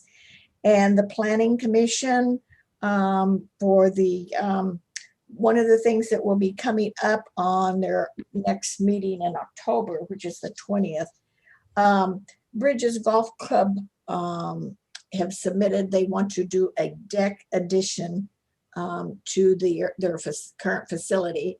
And so they discussed that briefly, and it will be continued to the October 20th meeting. So I don't have anything on that. They also, in the past, they adopted the City Walk Development Agreement and forwarded that to the commission. And let's see. And then also they had a school concept review that they did, but it's been basically the main things they've been taking up their time was the approval of the Emergency Operations Center and the City Walk development. And so it will be interesting now to see the Bridges Golf Club discussion to see what will happen with that. So since that's right near my neighborhood, it will be very interesting to see what they say. So that's my report. Student Commissioner Ramesh. Thank you. So what we're focusing on, what we focused on last meeting was first addressing the senior teen project that we're doing that Commissioner Roberts slightly touched on. Basically, it is a sort of senior teen video pen pal where seniors and teens can meet, and it can basically reduce the social isolation that many senior citizens are feeling in San Ramon. The other big thing that we're currently working on is the Outstanding Teen Citizenship Award. And this year we have a lot more interest because a lot of student initiatives have popped up due to COVID-19, one of which I think was even mentioned in the staff report today. So we also want to thank Commissioner Dorlick again for his partnership on the award and helping us get a seat at the Chamber of Commerce dinner. Commissioner Dorlick. Oh, well, thank you very much for that shout out. And I was just going to mention that the Chamber did include the Outstanding Team, San Ramon Team Award as part of the Community Awards this year. It's a virtual event, but it's great to have the Teen Award back in the mix to get some recognition for all the great work that the teens do to support the city and to support the residents. So thank you for that, and looking forward to continuing that in the years ahead. Okay, on my side, we had on October 8th, we had library committee meeting. The first one was about story walk approval for spring 2020 winter 2020 and spring 2021. So it was presented and approved those stories for that. But majority of conversation was about the library service levels, as most of you already had an opportunity to listen to it and provided your all your great feedback. And then on other items, most Contra Costa County libraries are offering front door services until further notice. And another thing is plans are continuing for metered opening. Summer reading for 2020. There is around 517 individuals participated this summer in the summer reading program. Last year, it looks like at 2019, there were around 7,810 participants. San Ramon Library has the highest with 1,185 participants. So this is about the summer reading program. That's pretty much the major highlights. Okay, with that, let's go to Oh my God, I was worried about. Did I lose the connection? Oh, I still have the connection. Sorry. Sorry for the glitch. Frozen video. We can hear you, Sridhar. Oh, you can hear me? Okay, perfect. We can hear you now. Okay, cool. So item 11, we are already done. Item 12, commission member items.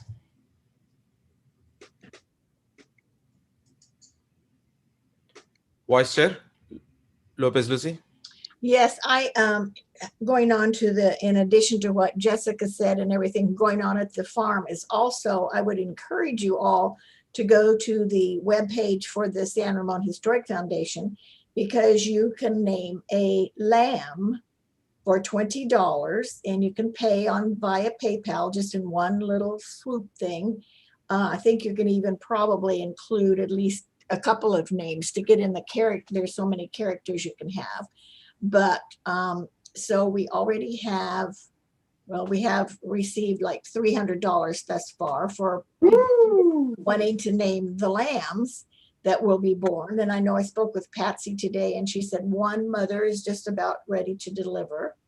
But it's another way that we can draw people to the farm. And if you're selected, I mean, if your name is selected, then also you get to come down and visit your lamb that you named, and with permission, your picture then will be on the webpage with your lamb. So it's just another way of trying to get people involved and to remind them that there's the farm that you can go to on an individual basis, and then you can still look at the lambs when you go. And the ducks have been trained, so it's very fun to watch them, and the sheepdog herd them into their little coop at night. So there's lots that you can do to entertain yourself around our area. So it's another way. So go and name your lamb, please. Thank you. Thank you. Any other items? Yeah, Carol, if we name a lamb, do we get the wool when we do the sheep shearing? No, the wool goes directly to a person that Patsy has to sell the wool. Okay, it would be nice to have a sweater made out of your named lamb. That would be nice. We'd have to talk to Patsy about that. Okay. Thank you. Any other items before we adjourn? Okay, I don't see any hands raised. Thank you, everyone. We are going to adjourn the call at 10:02 p.m. Thanks. Thank you. Long meeting. Good job. Stay safe, stay healthy.